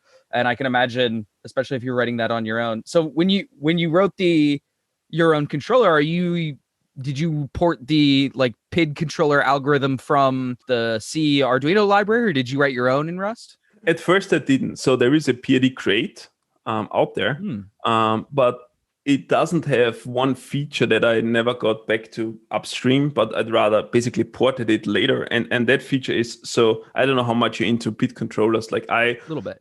Yeah, I only got started, so you probably know way more than I do. but usually the p-value basically is measured based on the error. Yeah. Now the boiler in the espresso machine is an integrating system, right? So what happens is especially when you heat up the machine, when you calculate the p-value, the proportion from the error, you always get an overshoot. Like if your target temperature is 95 degrees Celsius and you start heating up because it's integrating and because it has a delay of a couple seconds, like you stop heating, then of course because of the mass, it still heats. Like you always overshoot the target. It's not that big of a deal, but there is an alternate implementation which is called basically you calculate the proportional based on the measurement. So what happens is that as closer you get to your target, a higher proportional will actually act as a break, right? So the closer you get to the target, the more it breaks. So it helps actually in the ramp up process. Basically, is when you heat it up from 0 or room temperature, basically, like it helps you approach the target in a smooth way and you don't get any overshoot. So that feature is not available in the standard PID crates. I'll probably contribute that back at some point. So and this is what I copied from the other project, basically. So what they do is, and when they reach the set point, then they switch to different PID values because you want different values during basically cold start. And then when you're warm, then you want different PID values because the target is different, right? In the beginning, you want to heat up quickly, but then and you're fine with maybe a little bit of overshoot or undershoot or things like that. But then when you're looking to maintain, you try and hit a much more tighter control loop. Exactly. And actually, one of the things I haven't implemented yet is in the other project, they have something what they call brew detection, where when you actually brew, you even want other values, because right now I run with a derivative of 0, which is fine. But usually during the brew process, you want a little bit higher derivative value so that you get back more quickly, basically, to your set point, because as soon as you brew, the temperature drops, right? Yeah. And you want to keep the drop as small as possible and come back to your set point very quickly. So they actually use 3 different PID values based on the setting. I haven't gotten to that yet. So there are many, many different things to tweak there.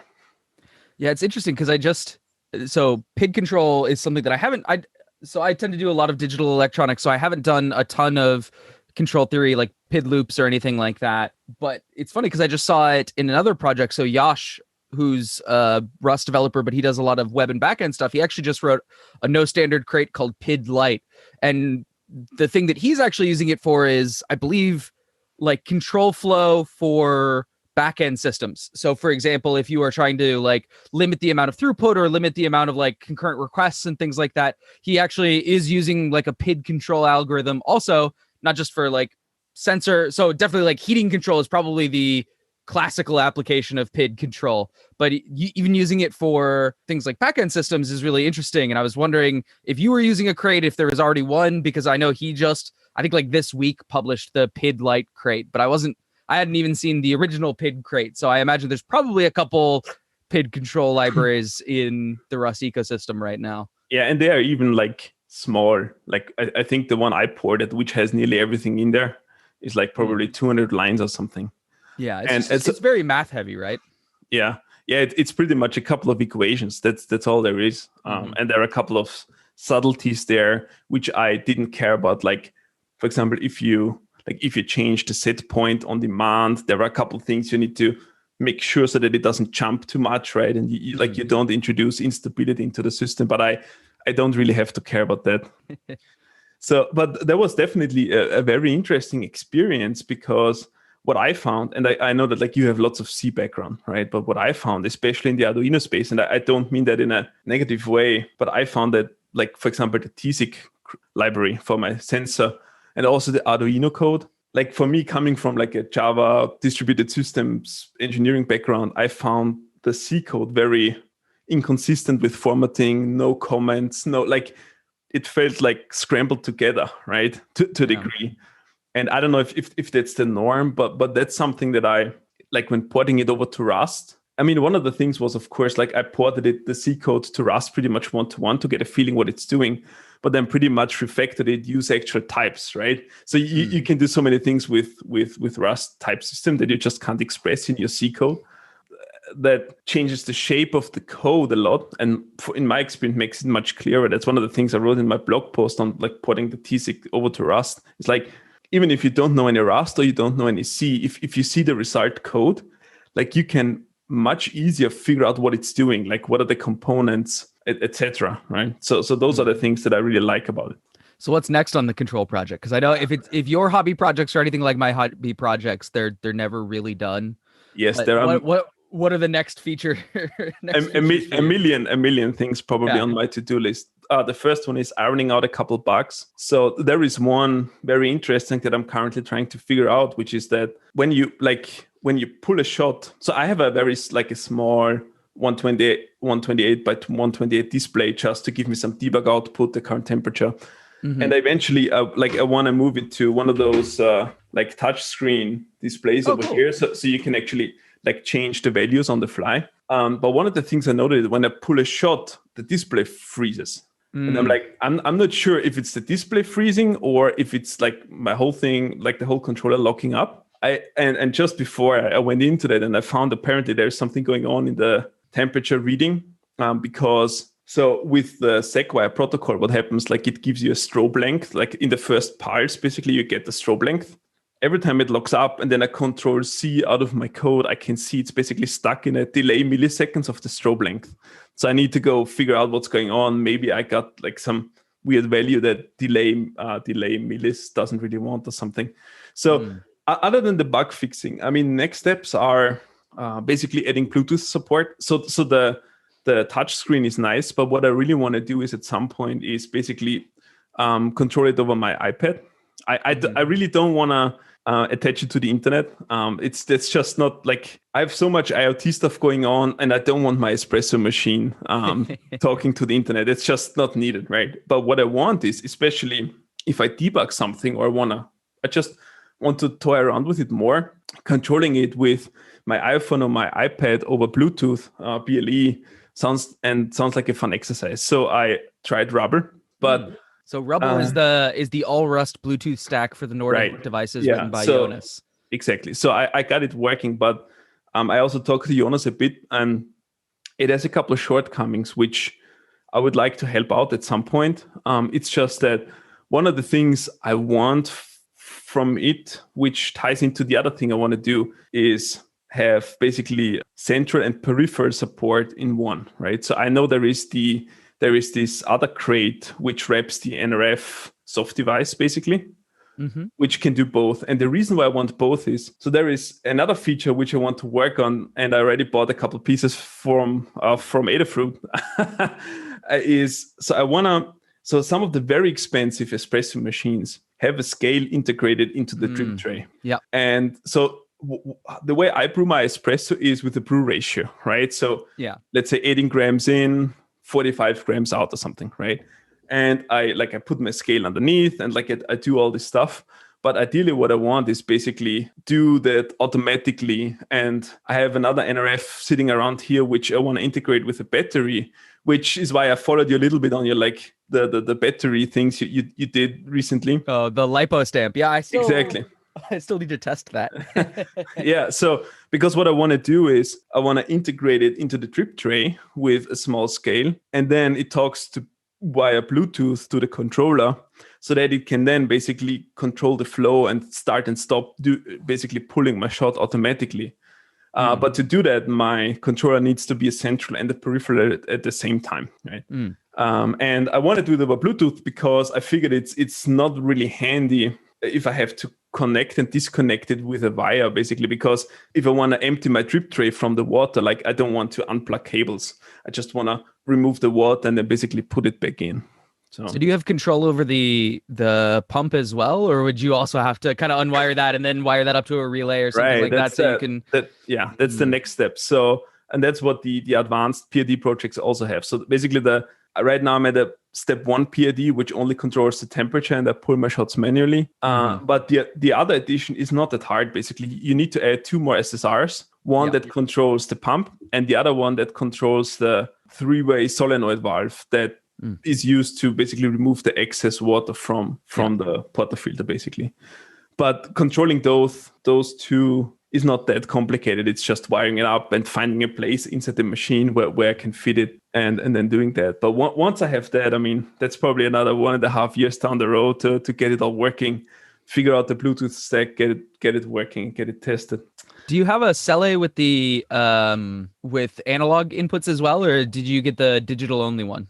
No, the ones I got, it's the smallest one, but it can do both analog and digital at the same time. Because when you said the machine starts acting weird when your heater turns on, that sounded like one of two things to me. It either sounded like if you were powering it from some kind of bus that's connected to the machine itself, if you had like a low voltage or something like that, and it was causing that, or just the electromagnetic interference from the heater kicking on, because sometimes there can be like a lot of inductive kickback from turning heaters or motors on and things like that.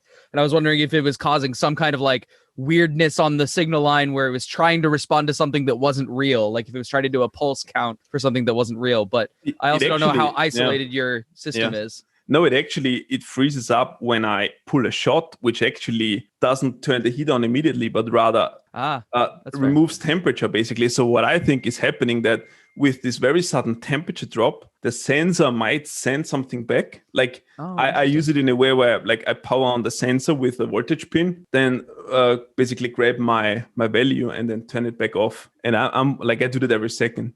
And I wonder if because of the temperature drop, the sensor sends something that's not expected. And that's why it's like, I see it being stuck in like, probably I calculate the strobe length wrong.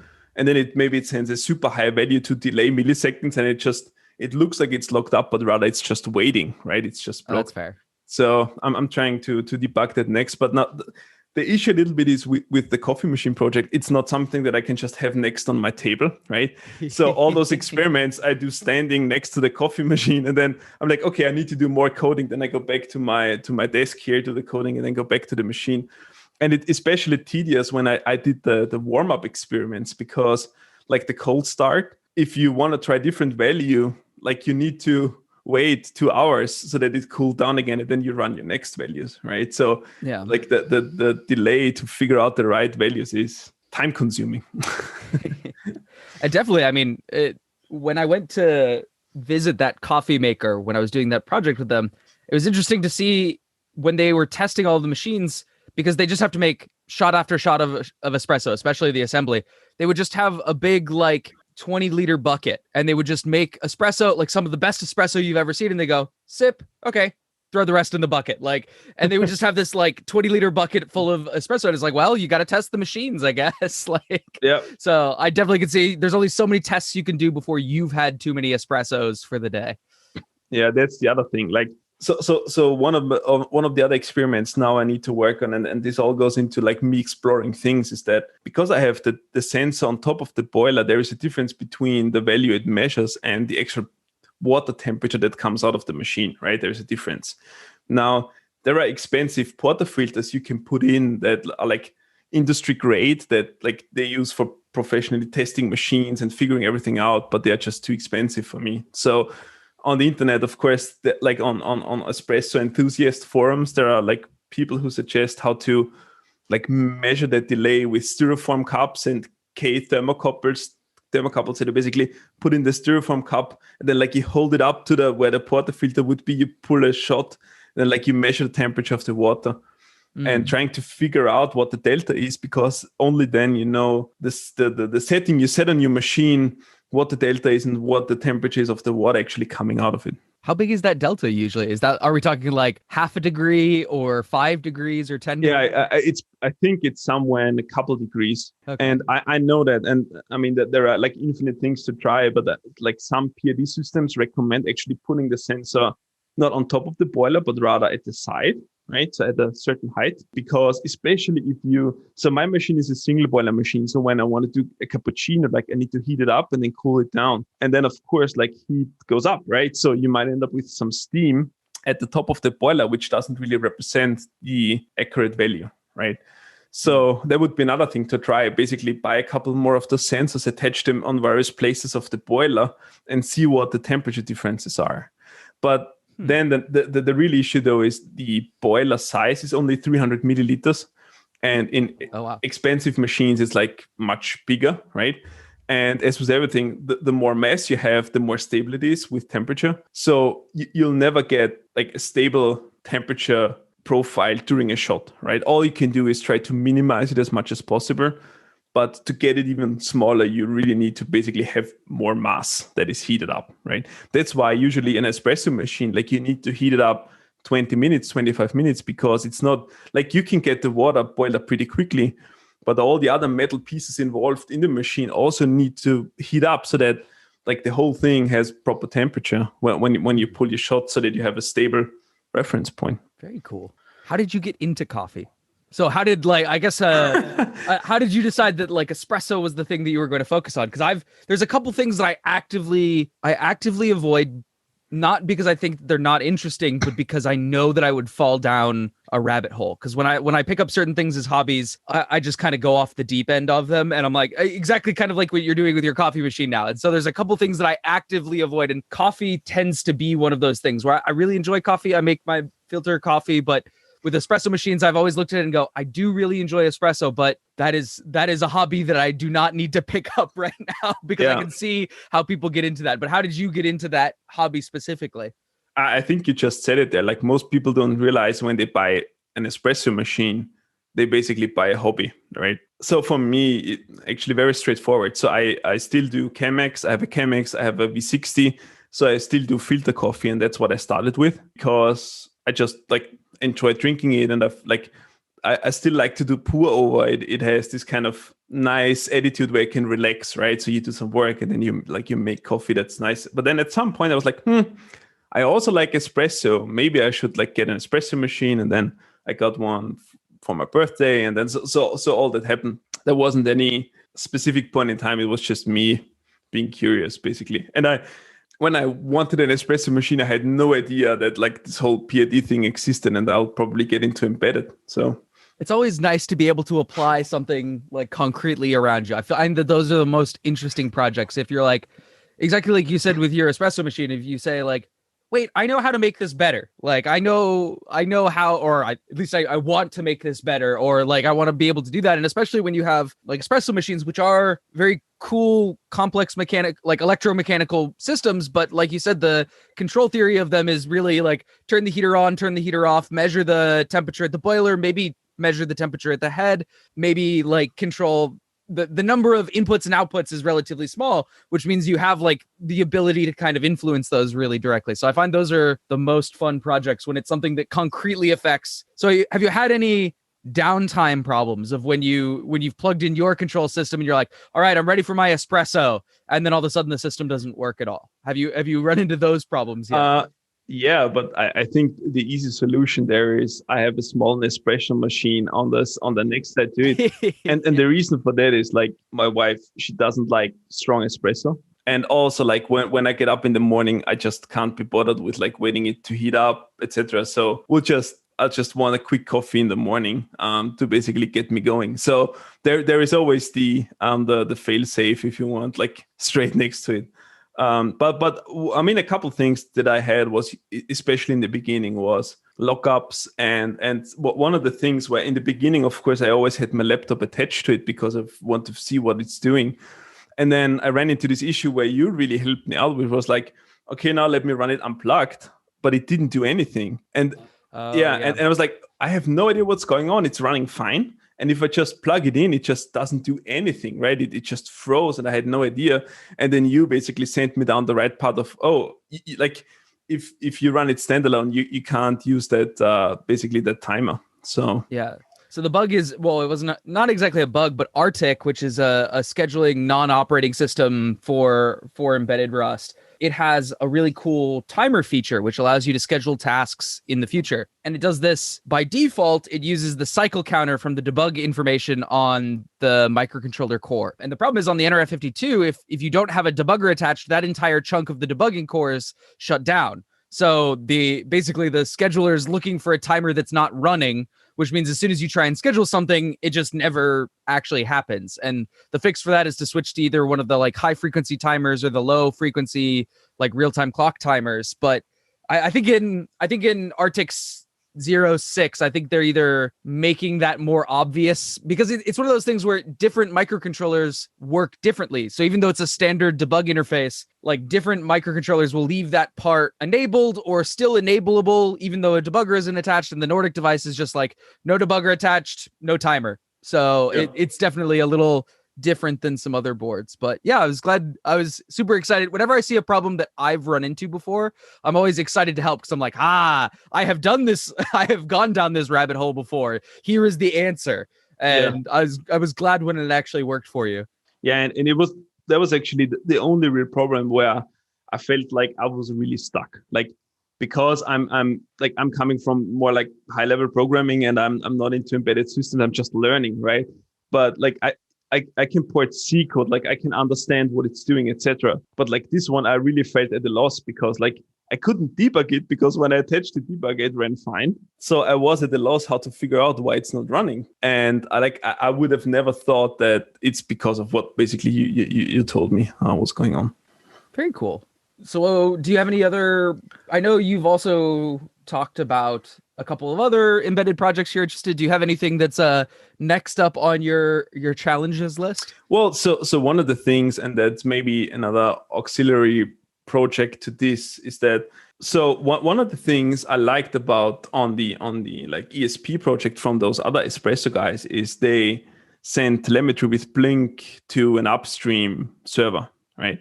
And I was like, okay, I don't want to attach it to the internet, but it would be cool if I could just grab them over BLE, right? And then do something with it, because the way I did it is very like quick and dirty. So what I did was I just used deformat and basically dumped everything out every second, piped it into a file, and then I wrote a Java program which basically tailed that file, took the chase, basically took the data, parsed it, and then sent it into a database, which then I could graph my data on, right? So that was my quick and dirty hack, but I thought it would be really cool if I could have something like a BLE gateway or BLE proxy that would say, hey, connect to this device, grab those attributes and just send it somewhere, right? And do something with it. Because I have my background in databases, right? I was like, hey, cool, I want to try this, where I could have a couple agents like BLE, MQTT, like have those interfaces towards the embedded side that sends and receives data depending on the rules I define, but then takes that information and basically sends it upstream to a database where I can then do something with it. And this is where our like Couchbase mobile side ties into a little bit. So I'm working on Couchbase server, so I don't have much experience with our mobile side of things. But what I know, it has this thing called the sync gateway, which is this central piece which helps you to synchronize data to your mobile devices, right? So Couchbase mobile works with iOS and Android, etc., but it's not optimized for embedded systems.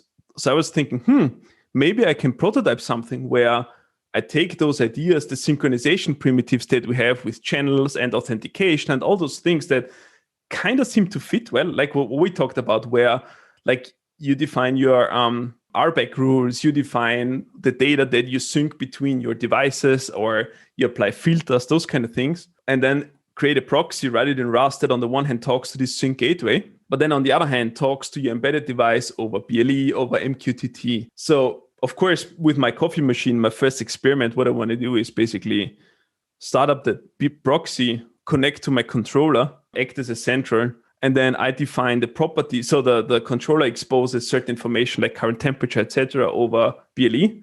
I pull it from my proxy and then basically send it into my database and make that configurable over UI so it's actually usable. Then take it from there and see if this is something that is like useful on a broader scale, and then extend it from there. But that would be like a minimal POC type of thing where I can also, because I have never used BLE, so right now I'm learning how. So there was another whole exercise that I did where basically using the Objective-C library in Rust to talk to core Bluetooth on OS X. Okay. So that I can basically use so core Bluetooth are the libraries on Mac, right? So that you talk to BLE. But from Rust, so you can't talk to them directly. So you need to go through the Objective-C layer. Mm-hmm. That was another interesting experience. Like I never did any Objective-C, but it worked.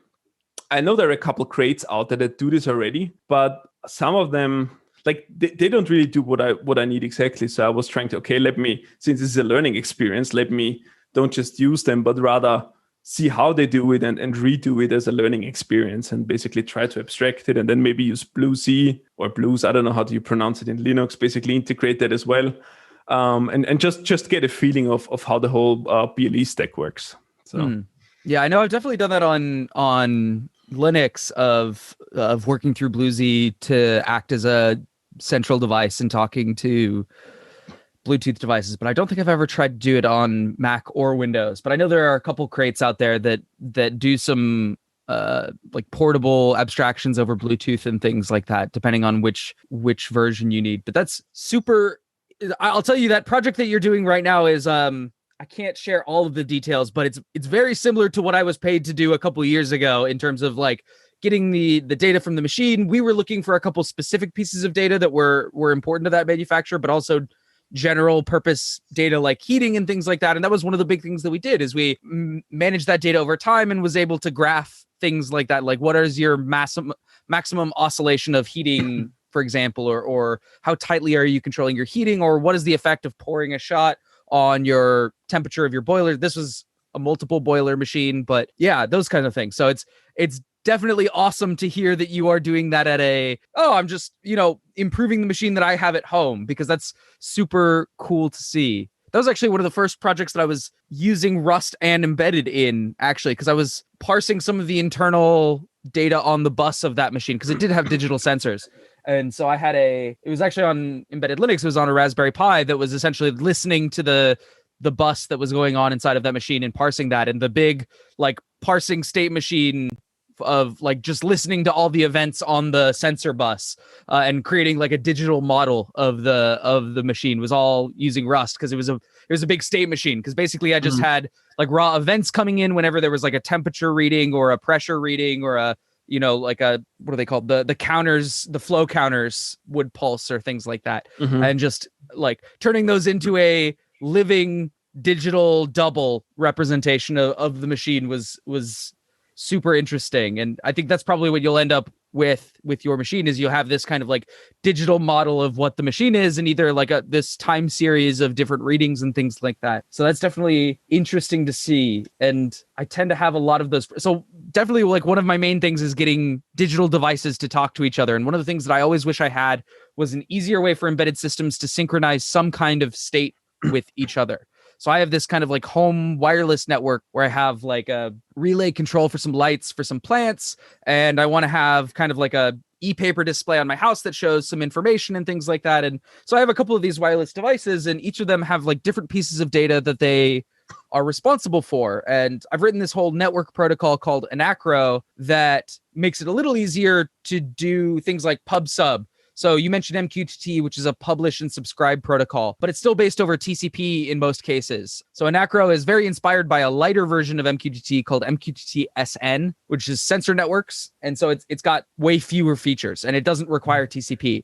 So Anacro has a publish and subscribe model that's very influenced by MQTT SN, where you have like different devices on the network and you can subscribe to topics and you can send to topics and things like that. But one of the things that almost feels like a second order problem is that many people have that because that's what they'd like. But I find that often what I'd like is, in an ideal world, I essentially just want a table of data that each device can have and that they can share in some way. And that usually you have one device that's in charge of writing that data, and then you have one or more devices that are in charge of reading that data. And they have very little interaction over. So for example, if you had all of the sensors in your machine, you had maybe 3 temperature sensors, one that controlled the output of the flow, a couple different sensors. You usually have this different table of values or table of interactions and things like that. And especially from a computer side, you usually want the whole table. You want to see like all the output from this sensor, all the output from this sensor, all the output of this sensor, and then, the inputs into each of those. And one of the things that I can find myself wanting to build for an Acro is some sort of database, in that it's kind of like a sharded table of values. And I want to be able to have one unified view over all of the shards, especially from a PC side or from my application side or things like that. I just want to treat them like different shards in the database, but have all of that information in one place with an automated way of synchronizing that data. That's definitely one of the things that I know I want to build for an Acro. So I'm super interested to see what you do with applying some of those concepts from a distributed database where you have these different kind of concepts of what gets synced to where and when and how, and applying that in an embedded level. Because those are definitely one of the most common things that I do in almost every distributed computing embedded project that I have is you have to figure out how you wrangle all this shared data between the devices. Yeah, and the interesting property of, and this is something I want to explore because I'm not like 100% into it yet, is with our sync gateway and the mobile product is really the capability of, they call it offline first. So we have like, let's say like your customer writes an application with it and basically a tablet app or something, right? And then they go into the facility where there is no reception, right? So they then go in there and do their like maintenance of whatever, right? And then they basically use your app to basically protocol all that information.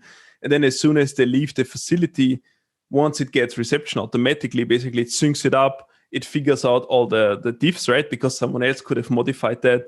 You can define rules. So all these like synchronization primitives are already there. And for me, the thing that I'm interested in is figure out how to apply those technologies or primitives we already have to the embedded side. Like where does that fit in? And that's an unknown to me right now, but it's definitely something that I'm very curious to explore because there might be really good benefits on both sides, right?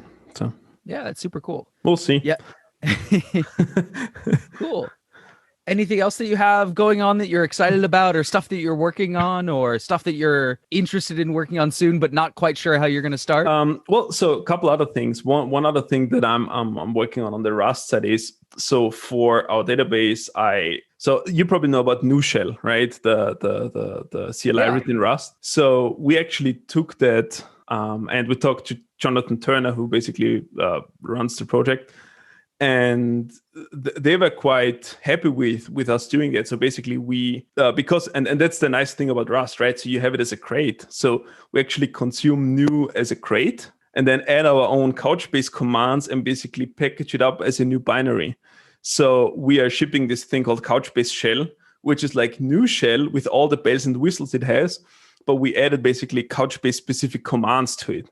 And it's really great because what you get is like because NuShell is so great at like this data pipeline thing, like you open a JSON file, you get the data as JSON table, decoded, etc. And then you can basically use the Couchbase commands like store the data, run a query, like as part of your pipeline. And suddenly basically you get a full ETL system in your shell, right?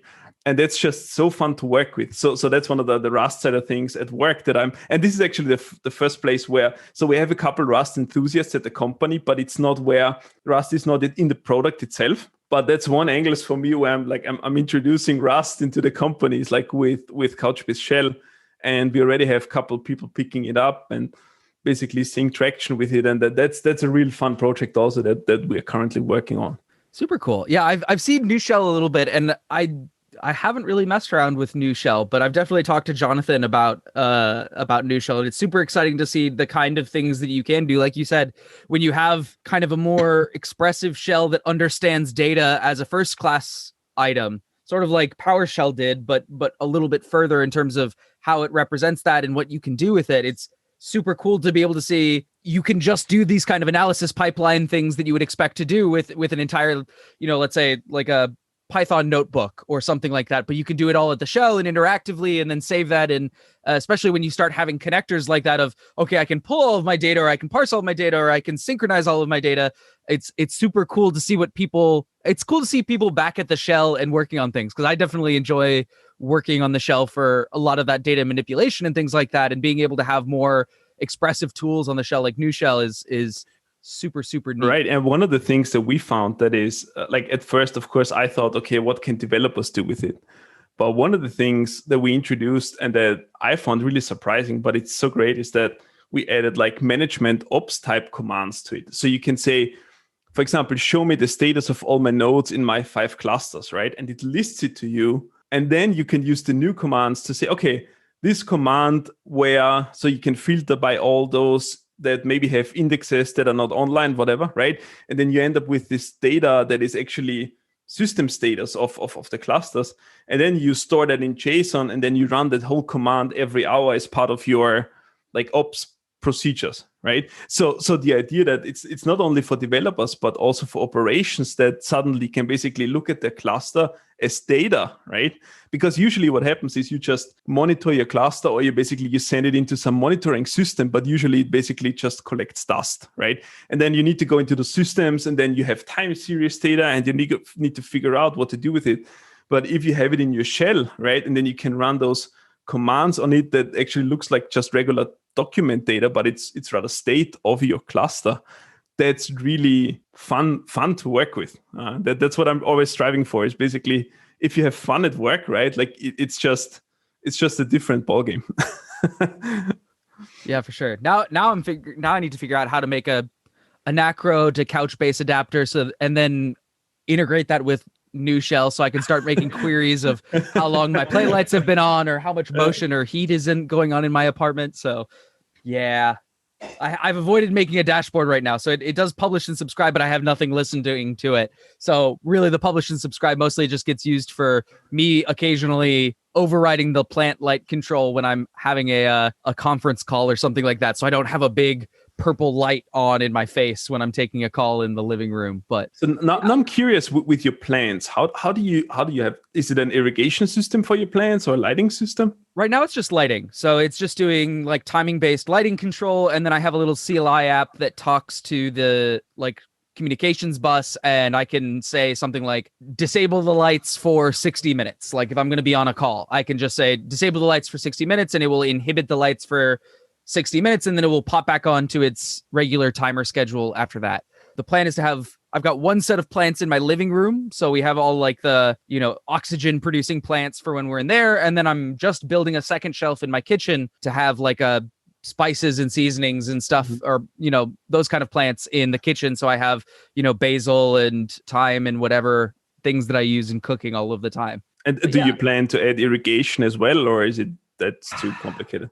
I've thought about it, but I run into a problem that all of the irrigation sensors are either terrible or expensive. And I haven't decided what I want to do. So like the classic like hobbyist way of, there's kind of like two cheap hobbyist ways of measuring how much moisture you have in the soil. So if you're doing like closed loop control where you know how much water is in the plants, there's either like a resistive probe or a capacitive probe. And the problem with both of these is you're essentially like, it's a PCB that you're sticking into the plant, and because it's constantly wet, the PCB material just basically breaks down over time, and it's terrible, and you have to replace them. So all of these like €1 or €2 or €3 kits that you buy off the internet that are like a moisture probe are those, and they work fine for like anywhere from a month to 6 months, and then you have to replace them because they either fall out of calibration or things like that. The nicer ones are usually like stainless steel probes, where you have two metal stainless steel probes that you measure conductivity through, and those last much longer, but those are typically much more expensive, like in the €5 to €20 range just for the sensor probes.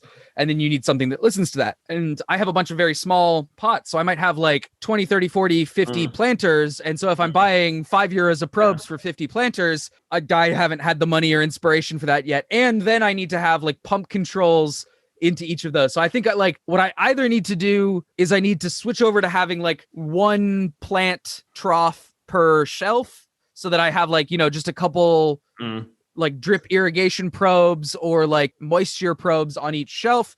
Or I need to just admit that I'm okay with open loop control and just have like pumps that fire at some kind of timer interval, or like I'm doing right now, just watering the plants once a day and letting the lights be automatically controlled. Right. Because like I thought about something similar, and for me the biggest issue was for most of the plants in our apartment, I have no idea how to get the water there, right? It's like maybe in the kitchen I can do something with like the faucet, and like okay, I have water in the kitchen, but I don't have water in the living room, and I'm not going to build pipes basically throughout my living room just for the watering. Yeah, having a reservoir for that is actually somewhat, especially when you're starting out, is somewhat a feature rather than having it connected. It's less automatic, but if you only have a reservoir with 1 liter of water in it, it means the maximum amount of damage you can do is 1 liter of damage. So if your pump just decides to go on all of the time and pump that, if you have it hooked up to the wall, it can pump for forever. Whereas if you only have a 1 liter reservoir, you can only do 1 liter of damage. So yeah, for my living room, I'd probably also just have let's say 1 liter is figure out how much I need in a day and still probably top up the bucket once a day, especially before I go on vacation and things like that. I haven't been brave enough to leave the I haven't controlled water yet, but yeah, I definitely, it would be something that I'd be like, oh no, what am I like if I hook up 5 liters of water for when I'm on vacation, I'm gonna be like, all right, how much damage could that 5 liters do? Am I gonna need my renter's insurance for this? Yep, that's true. Very cool. Well, we're about at the end of our hour, so it's been excellent talking to you. I'm super excited to see what you end up building for your coffee machine, and hopefully I hope that it doesn't inspire me too much to go and get into the coffee machine habit, but hopefully I can live vicariously through your project and be excited to see the kinds of espresso that you're building or that you're brewing. We'll definitely keep in touch because I'm sure I'll have more questions. Awesome. So before I wrap up, is there anything you want to plug, anything you want people to go look at, anything you want to make sure people go and look into after they hear this? Well, so maybe we can, like, I'm Dashel on Twitter. If you're interested in, especially like if you're in the espresso world, or if your interest like is in that topic, like please hit me up. I'm super happy to like talk about those kinds of topics that we just discussed, and I'm always happy to like share experiences and also like bounce off other ideas. So yeah, that's that. And maybe I should do this too, right? I mean, so if you're looking for a database, that's great. Maybe take a look at Couchbase. I again, like I've been there for 8 years, and maybe of course I'm biased, but I think we really built, and we're still building a very good product. And we have lots of customers out there that really depend on it on every day. So it's not some hobbyist project. It's a pretty serious thing. So yeah, and if you have database questions in general, you can also hit me up on Twitter. Yeah, and then take it from there. Very cool. Well, thanks so much. Thanks again for taking some time to talk to me, and I'm looking forward to talking to you soon. Yes, thanks. Have a good day. You too. Bye.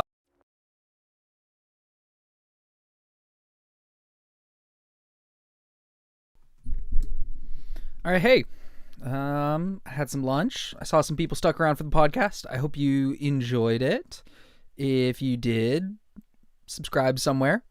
I'm on Spotify and iTunes and all that stuff. But I think real quick, I'm gonna solder. I'm really indecisive about what I want to do. I couldn't find like a magical solution for any of this, so I'm not in love with any of it. And the thing is, I only have 3 of these boards. So if I do one that has like all the headers and stuff, and then one with all the headers and stuff, and then I make an actual board, and then I screw that up, I'm worried about screwing up a bunch of boards. So I'm going to, I think I'm just going to solder on the programming header and try playing around with the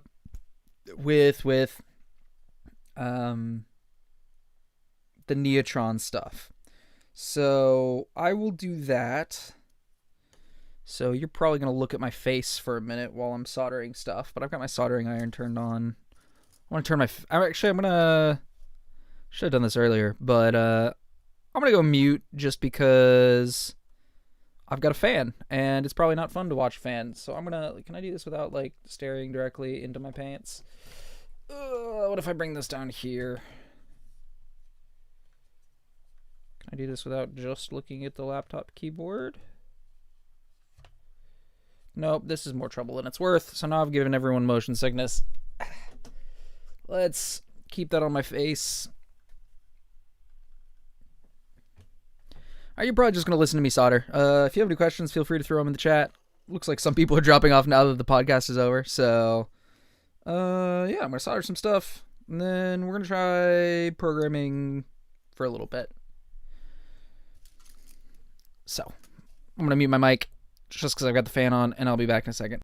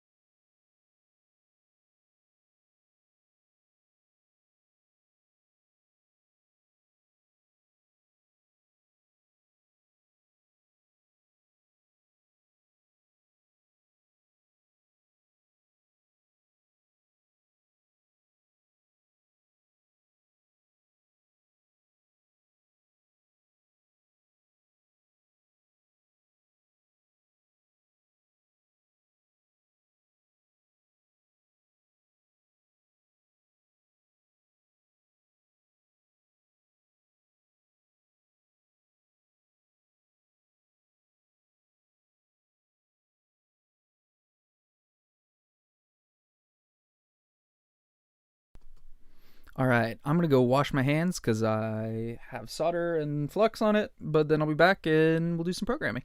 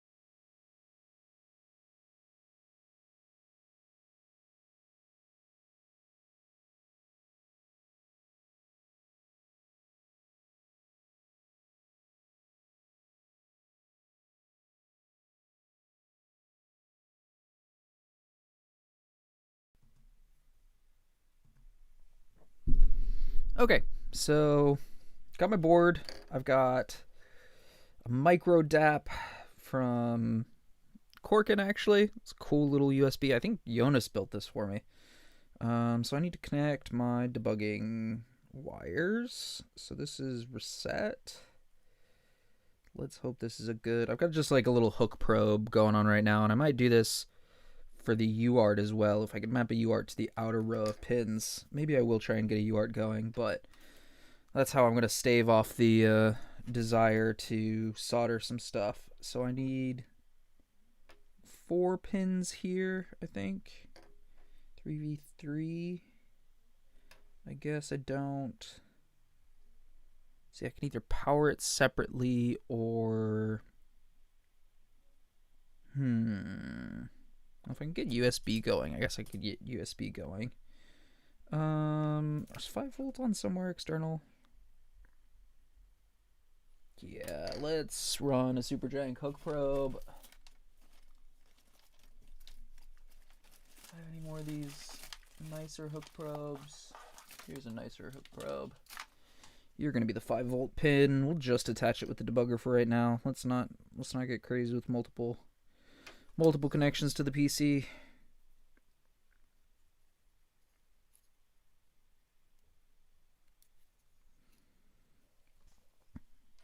So then I guess I need 3 wires. I need ground, clock, and DO.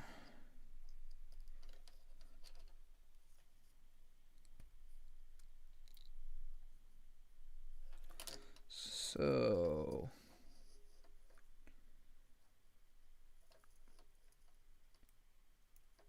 ground, white is clock, and gray is DO.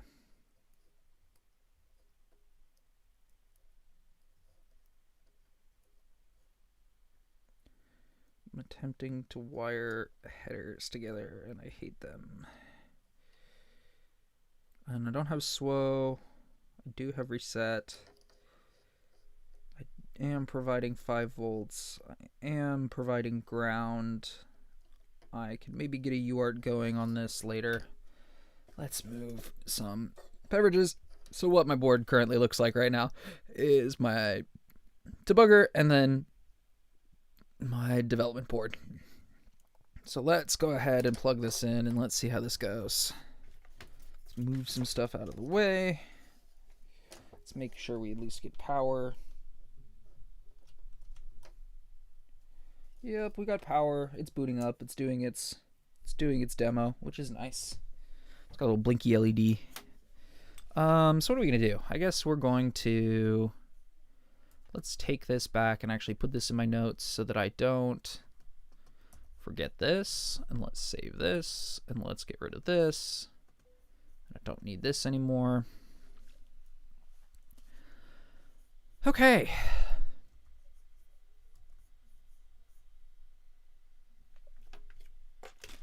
So what I need to do now, I need to start a new STM32H7 project. So let's go for right now.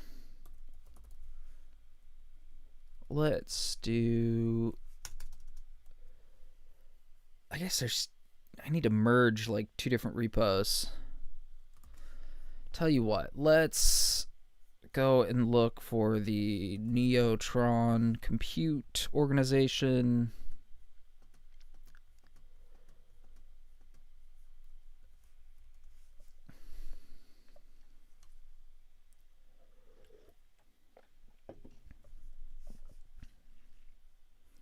And there is a BIOS.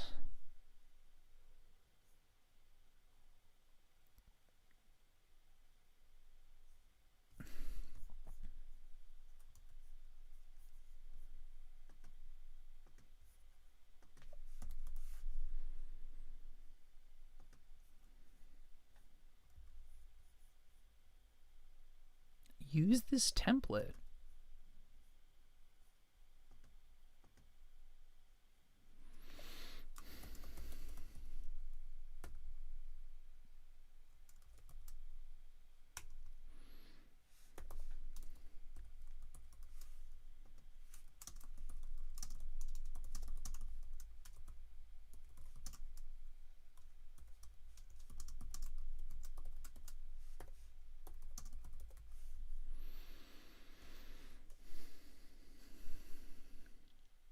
I didn't know GitHub had a generation option. That's kind of neat.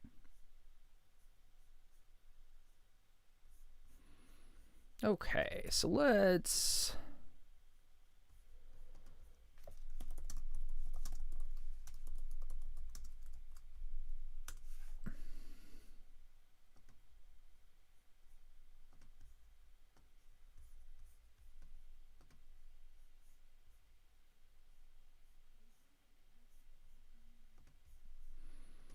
add this.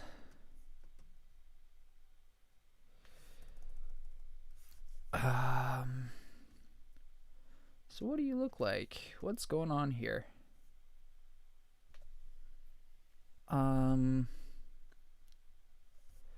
and then I'm actually going to do a generate. Let's call this STM32H7 dummy.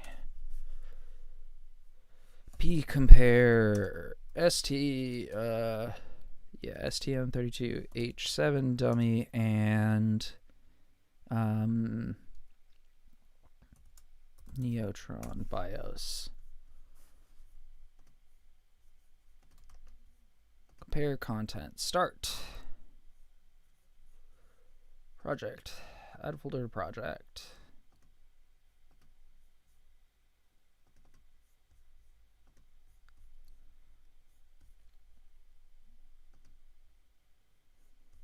Okay, and then let's go look up the STM32RS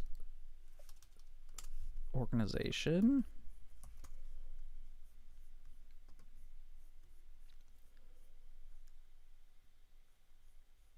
And H7, F7.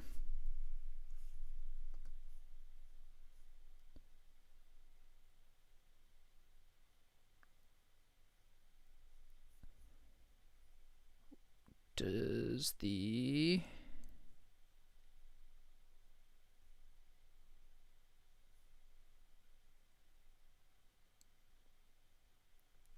what are you?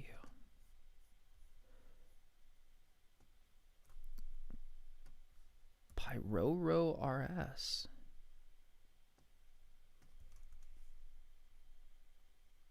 Oh. I thought it was a project name or something. I want to figure out, are you a target that I can use? STM743. No. Is there not an STM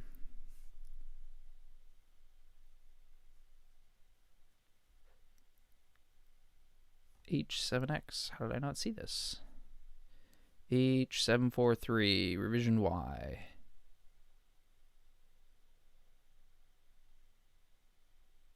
How do I tell if I have revision V or Y?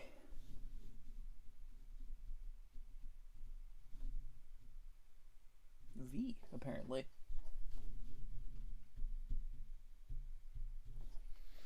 Okay. Okay.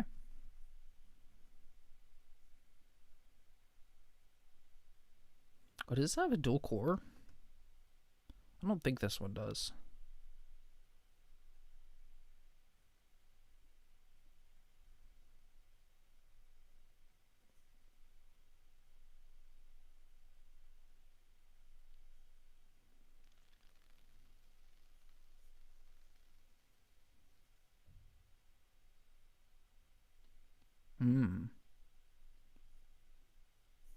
Okay. Well, first we're going to find in folder and we're going to look for to do because we're going to use the Ferris app template just because I prefer it. And yeah. So let's go find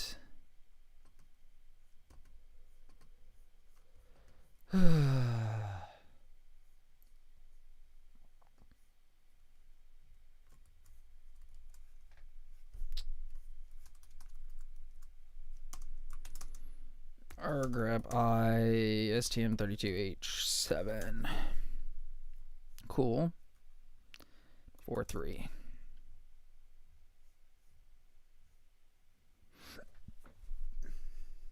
You are the 4-3 VIT6. VITX. So that is the name of my chip. I know this is Thumb V7M. Find results, adjust the compilation target. Yep. Find results, fix authors. Yep. Enter your HAL here. So we're going to have some HAL, which is actually the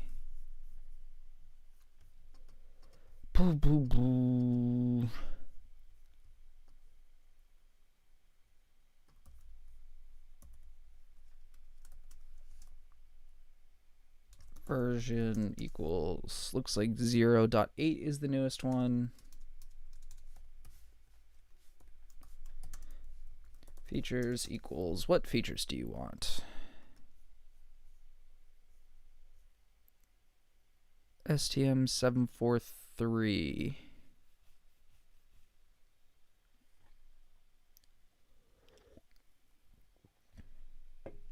I think I'm a 743V.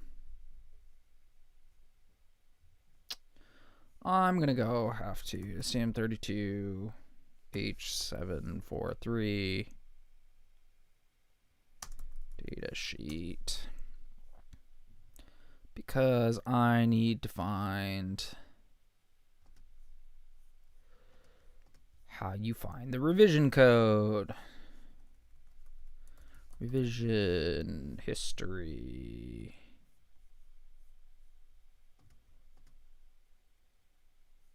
Can be obtained on devices revision V. Okay, how do I find revision? Revision code. Device marking for LQFP STM743V. That's not what mine looks like, but this is what mine looks like. That's TFBGA. LQFP. Pretty sure mine says revision B, but revision V. Excuse me, Victor. What are you? You're one of the smaller ones. Are you an LQFP? LQFP 100, I guess, is the smallest package.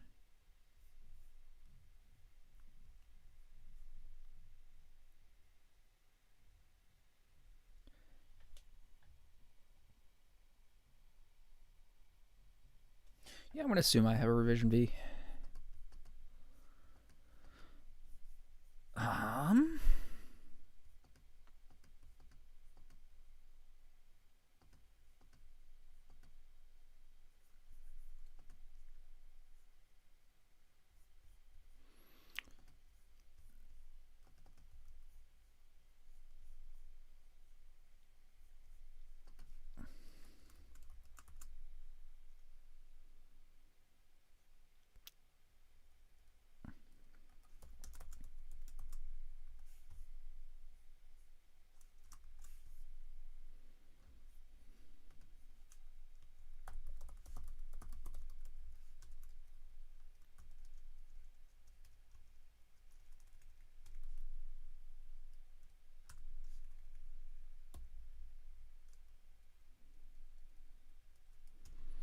Let's try that for now. Find results. Enter your HAL here.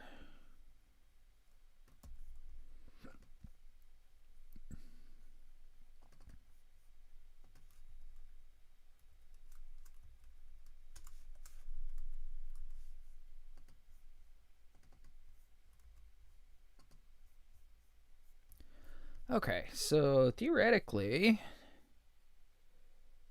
I have everything that I need. So if I go into STM32H7 dummy, and I do a cargo RB hello. Ooh, let's find that memory.x, because I don't know if they provide it, but I would like to make sure that I have it correct. So let's go ahead and re.x. Let's save you here. Let's save you. 743 VI. So I do have this.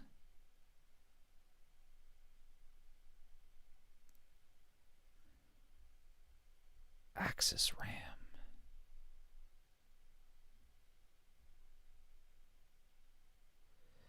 Okay, that's a lot of things that you have there.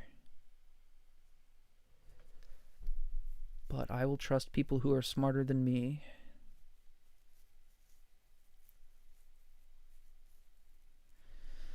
Okay, cool.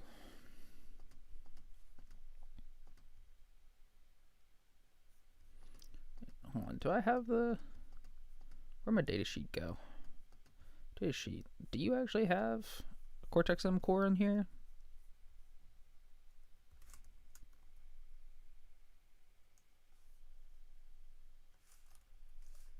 I didn't think you did.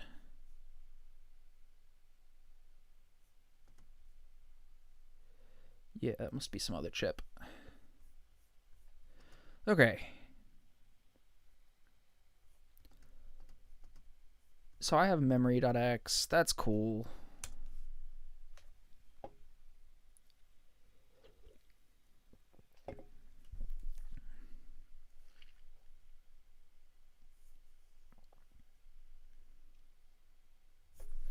Tell you what, let's save and exit, because that's probably using a ton of resources. All right, be back in a second while this builds.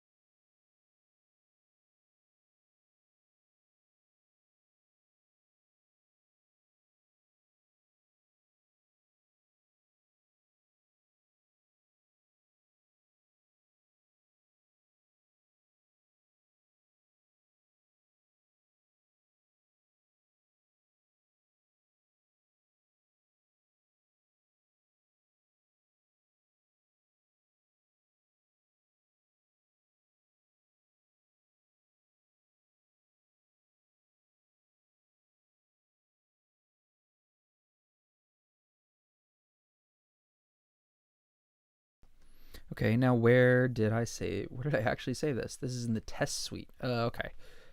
So let's close this. And also I see a bunch of stuff that I haven't saved, which is not great.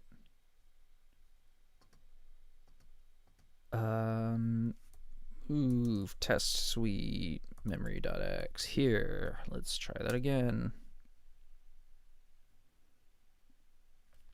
No flash memory contains the entire requested memory range. Okay.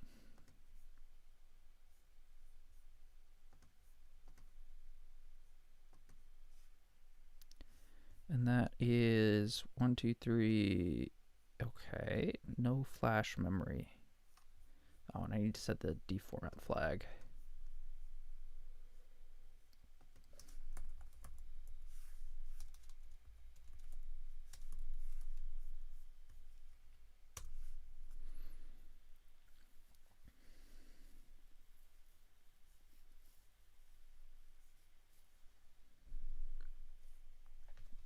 Flash RAM not aligned to 10,000s. Is everything aligned to 10,000s? Yes.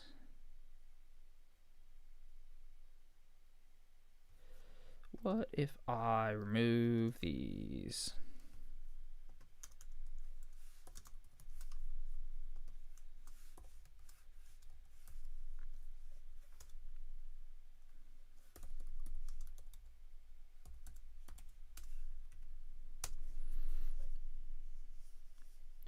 Unknown directive, SRAM 3, line 57. Ah. There are block quotes in here.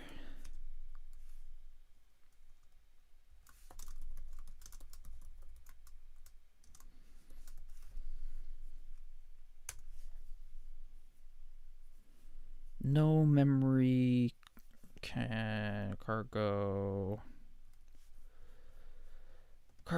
toml.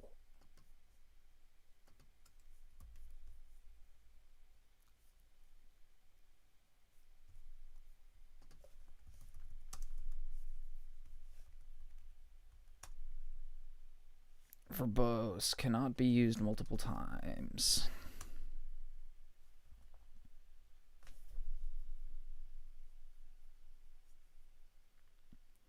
Data is in RAM at 2000. BSS is in RAM. Uninit vector table location 800,000s. Initial stack pointer reset. Found one probe. Open probe. Started seshing. Flashing program.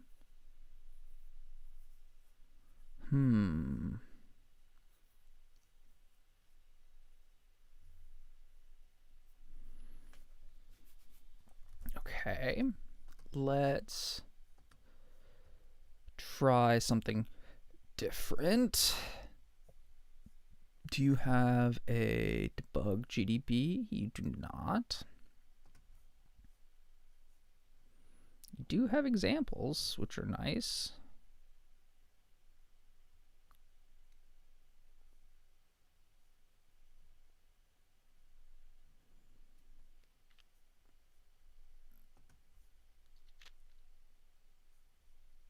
ITM support for the H7 is currently broken. There's a fix documented here. Yep, sounds about right.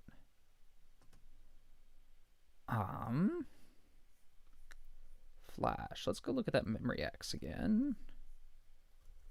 Flash. Origin.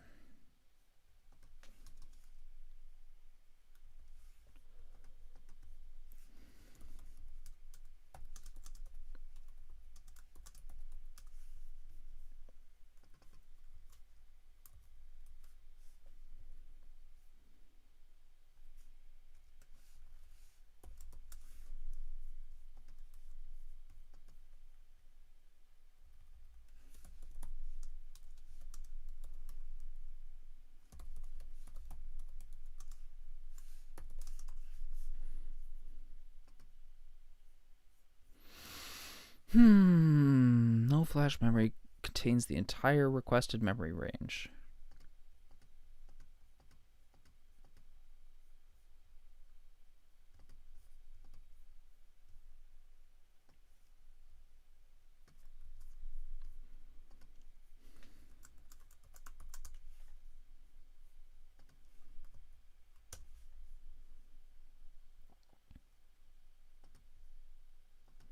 Well, that looks like a relevant issue.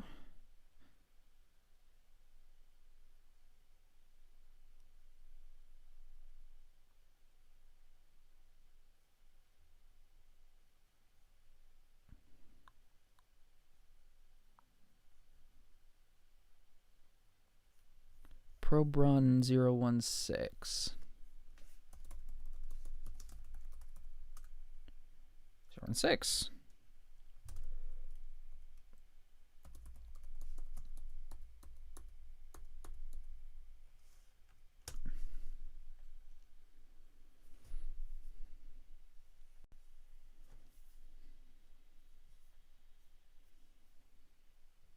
Okay, I'll be back in a second when that's done building.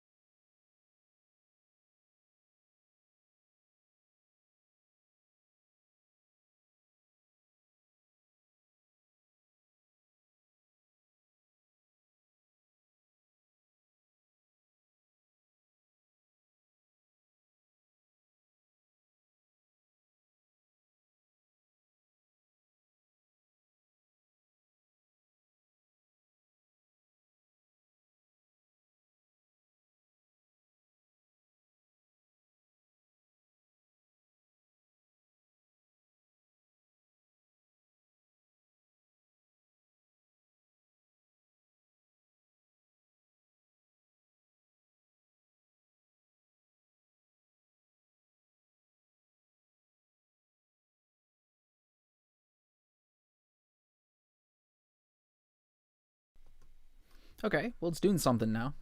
Let's go look at my cargo config.toml. We'll get rid of the verbose.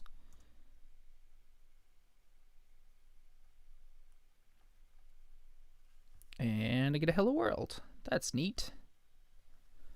Okay, so I have wiped and programmed the chip. So whatever firmware was there before is no longer there. But that's okay. That's the idea. We now have a working build. So let's do a git add I update for add everything. Working with hello world deformat.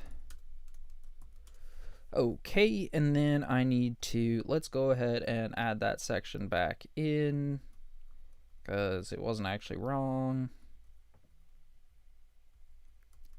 And let's save that, and then let's recompile and link and flash. Cool, that works pretty quick. I dig that.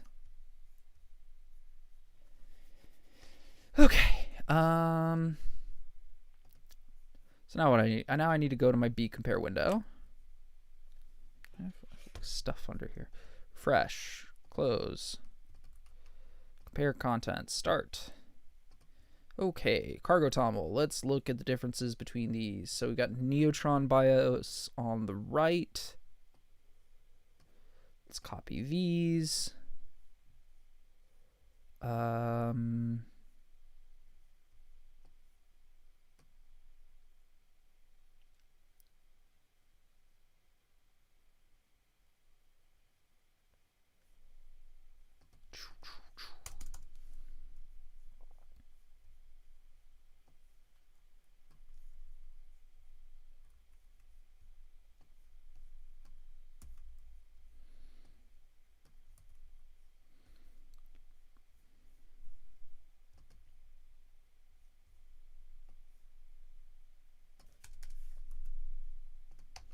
Copy line to right.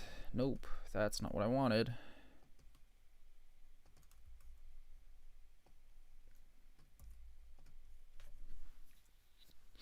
Six four. Features. Let's grab all this stuff and put it here.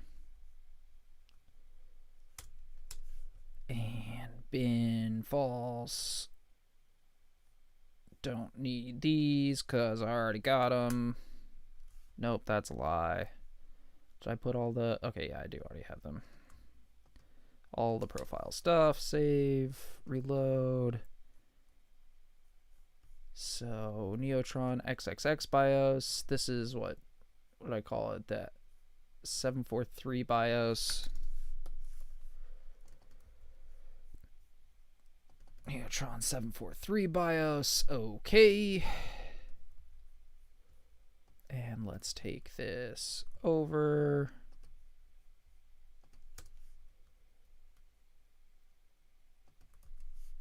Okay. Source. librs main.rs. Okay.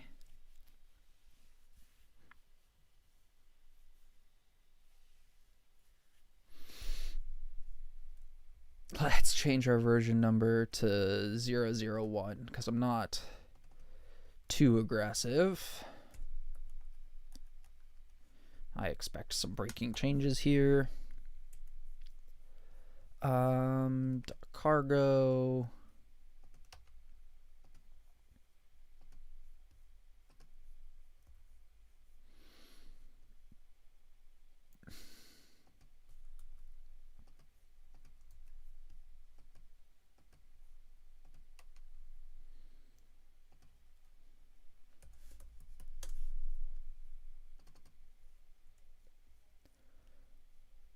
GitHub. We got our workflows.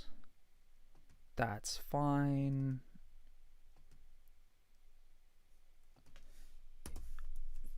Now that's fine.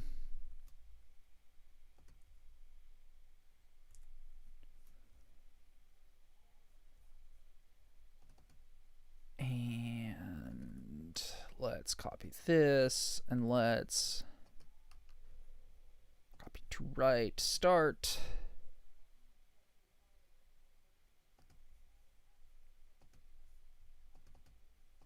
What?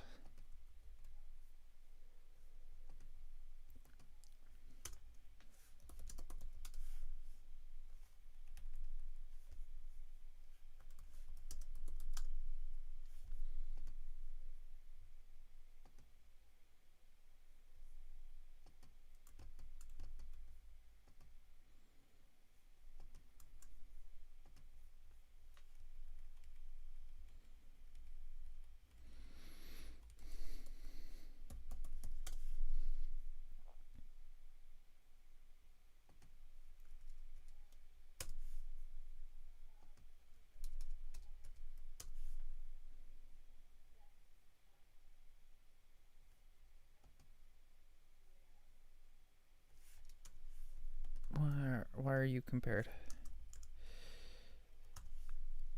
Okay.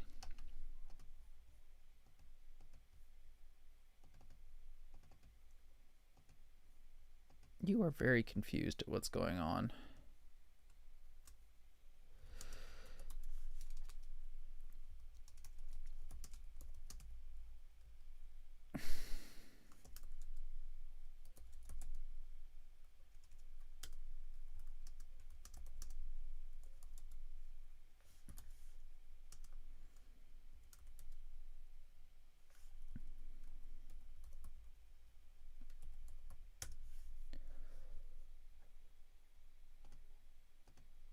Bin, hello.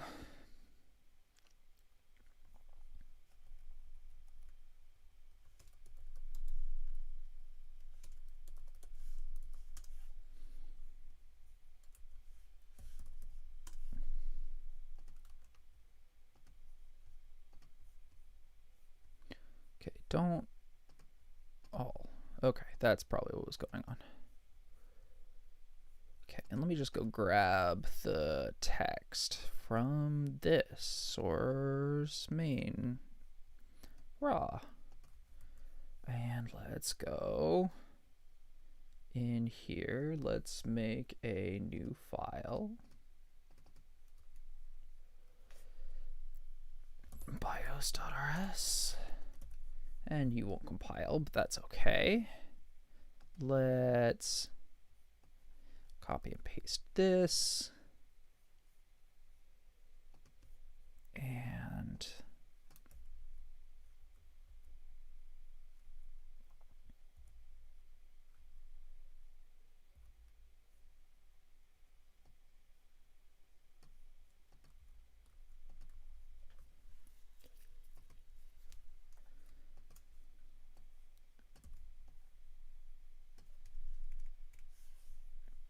entry main hardware setup.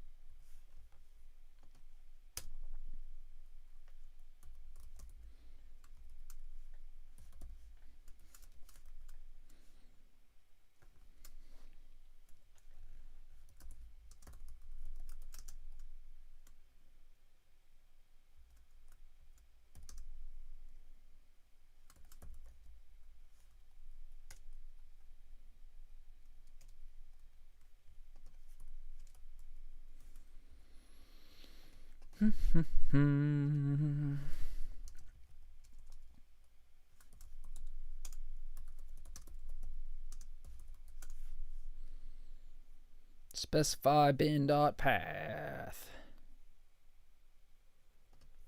Bin.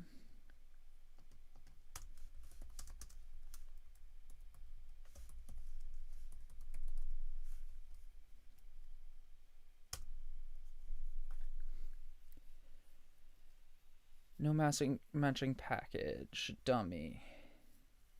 Right. Because it's going to be Neotron-743 BIOS now.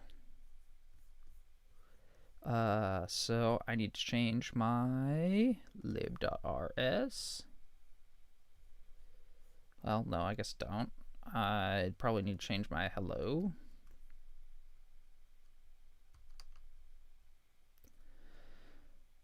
Find in folder. Dummy. Star.rs. Replace. File. Save all. No package found in test suite.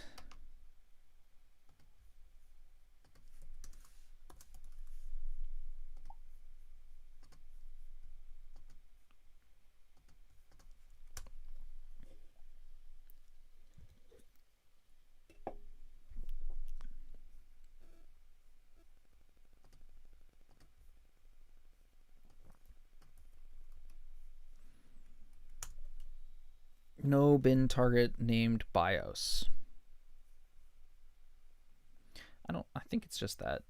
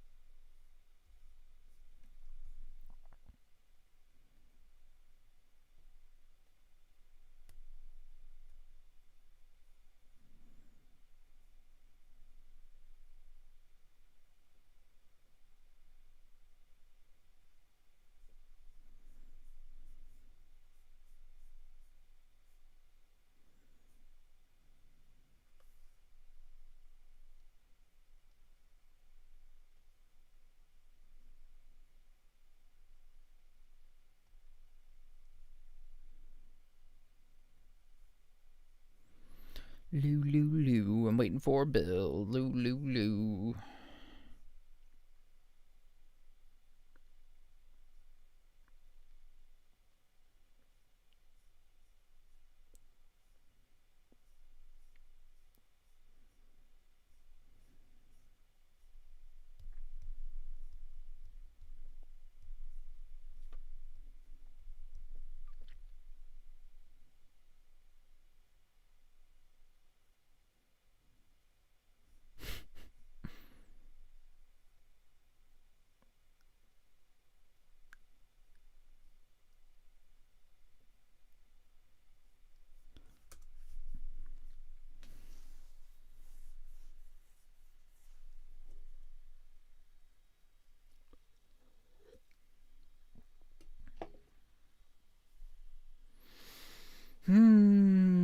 Compiling embedded code while streaming is a bad idea.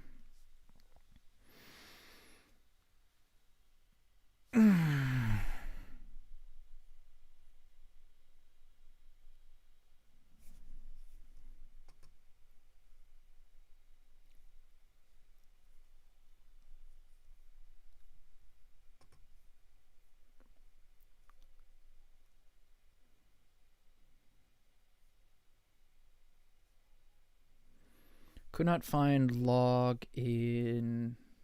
Is there not a log level? Oh. Let's make it warn.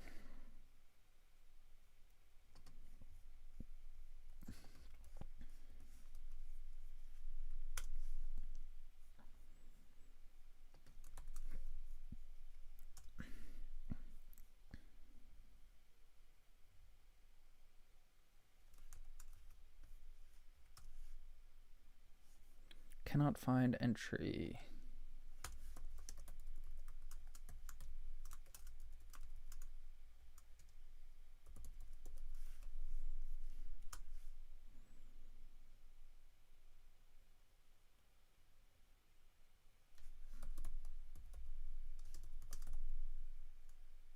Ah.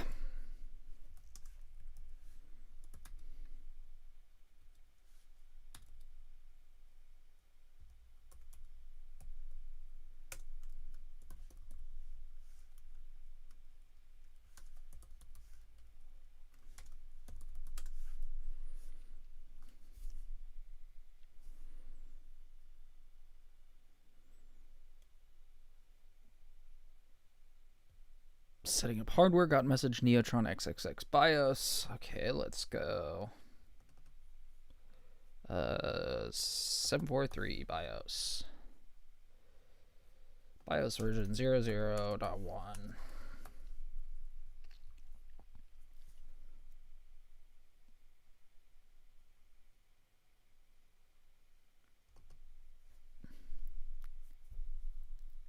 Here's where we find the OS and jump to it. We might load it from the first sector of an SD card, search and flash for it, or jump to a specific location and flash. Okay, well, let's git add -i. Update all this stuff. Add a bunch more stuff. Probe run flavored BIOS. And let's go ahead and do a git checkout -b main, git push origin main, and let's go change that in my repository.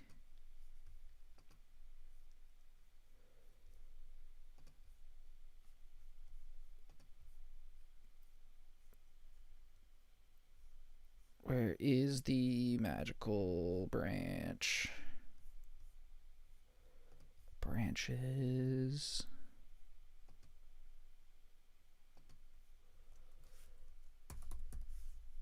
Rename branch.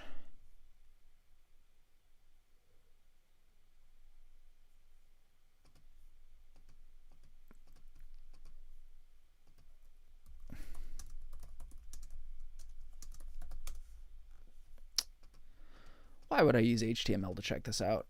That was just silly.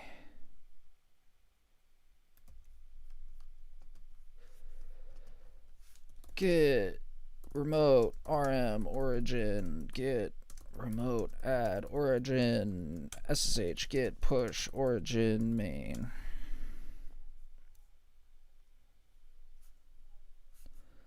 Cool. Where is, okay, so now let's make sure that shows up.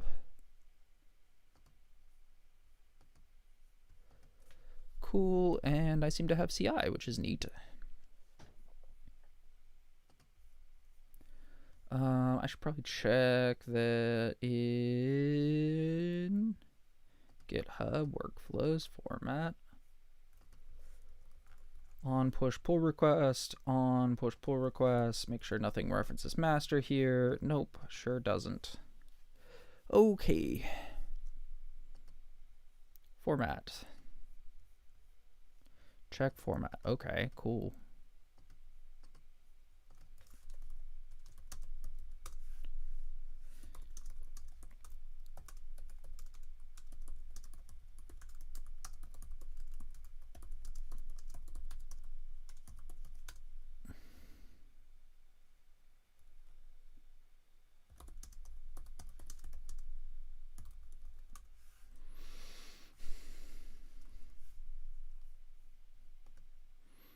Okay, so let's also go look at JP's Neotron-32 BIOS, because that has some stuff in it. So common, I saw common BIOS. Okay, so let's go to the common.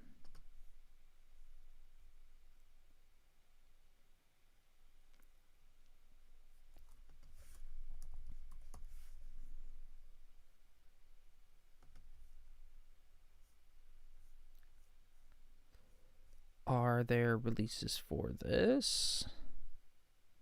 I'm gonna go ahead and guess no.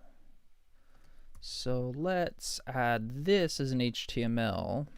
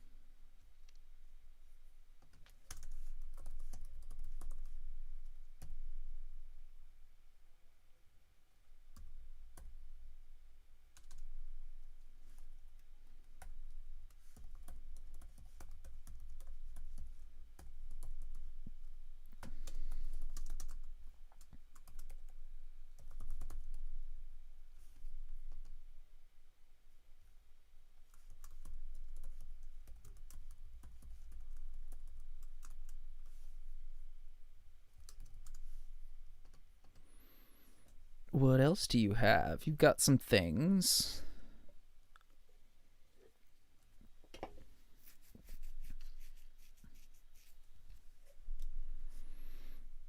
Okay. What does your source main look like?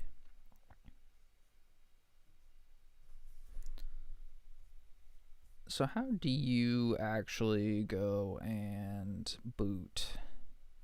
So you set up a bunch of hardware stuff. That's fair.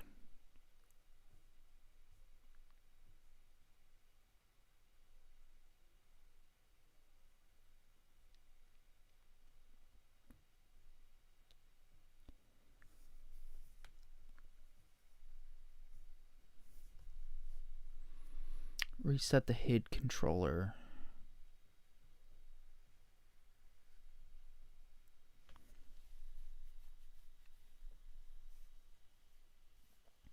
If it looks okay, we call it.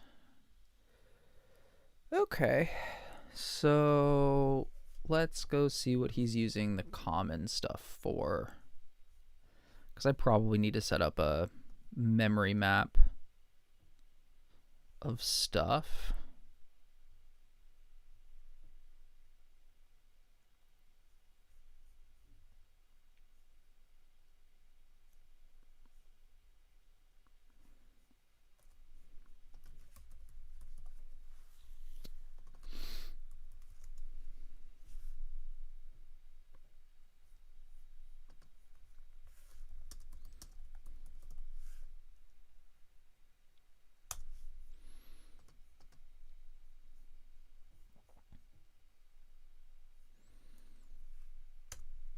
Common API.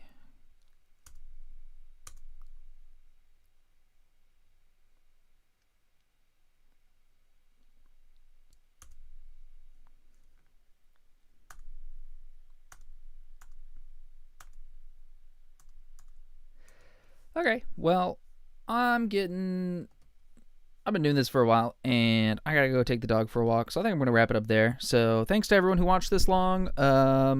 Yeah, I'm gonna keep working on this tonight. We did get Hello World on this, but I gotta start implementing some Neotron stuff. So enjoy the rest of your evening. Keep an eye on Twitter if you want to see more. I'll post stuff as I go. All right, have a good night.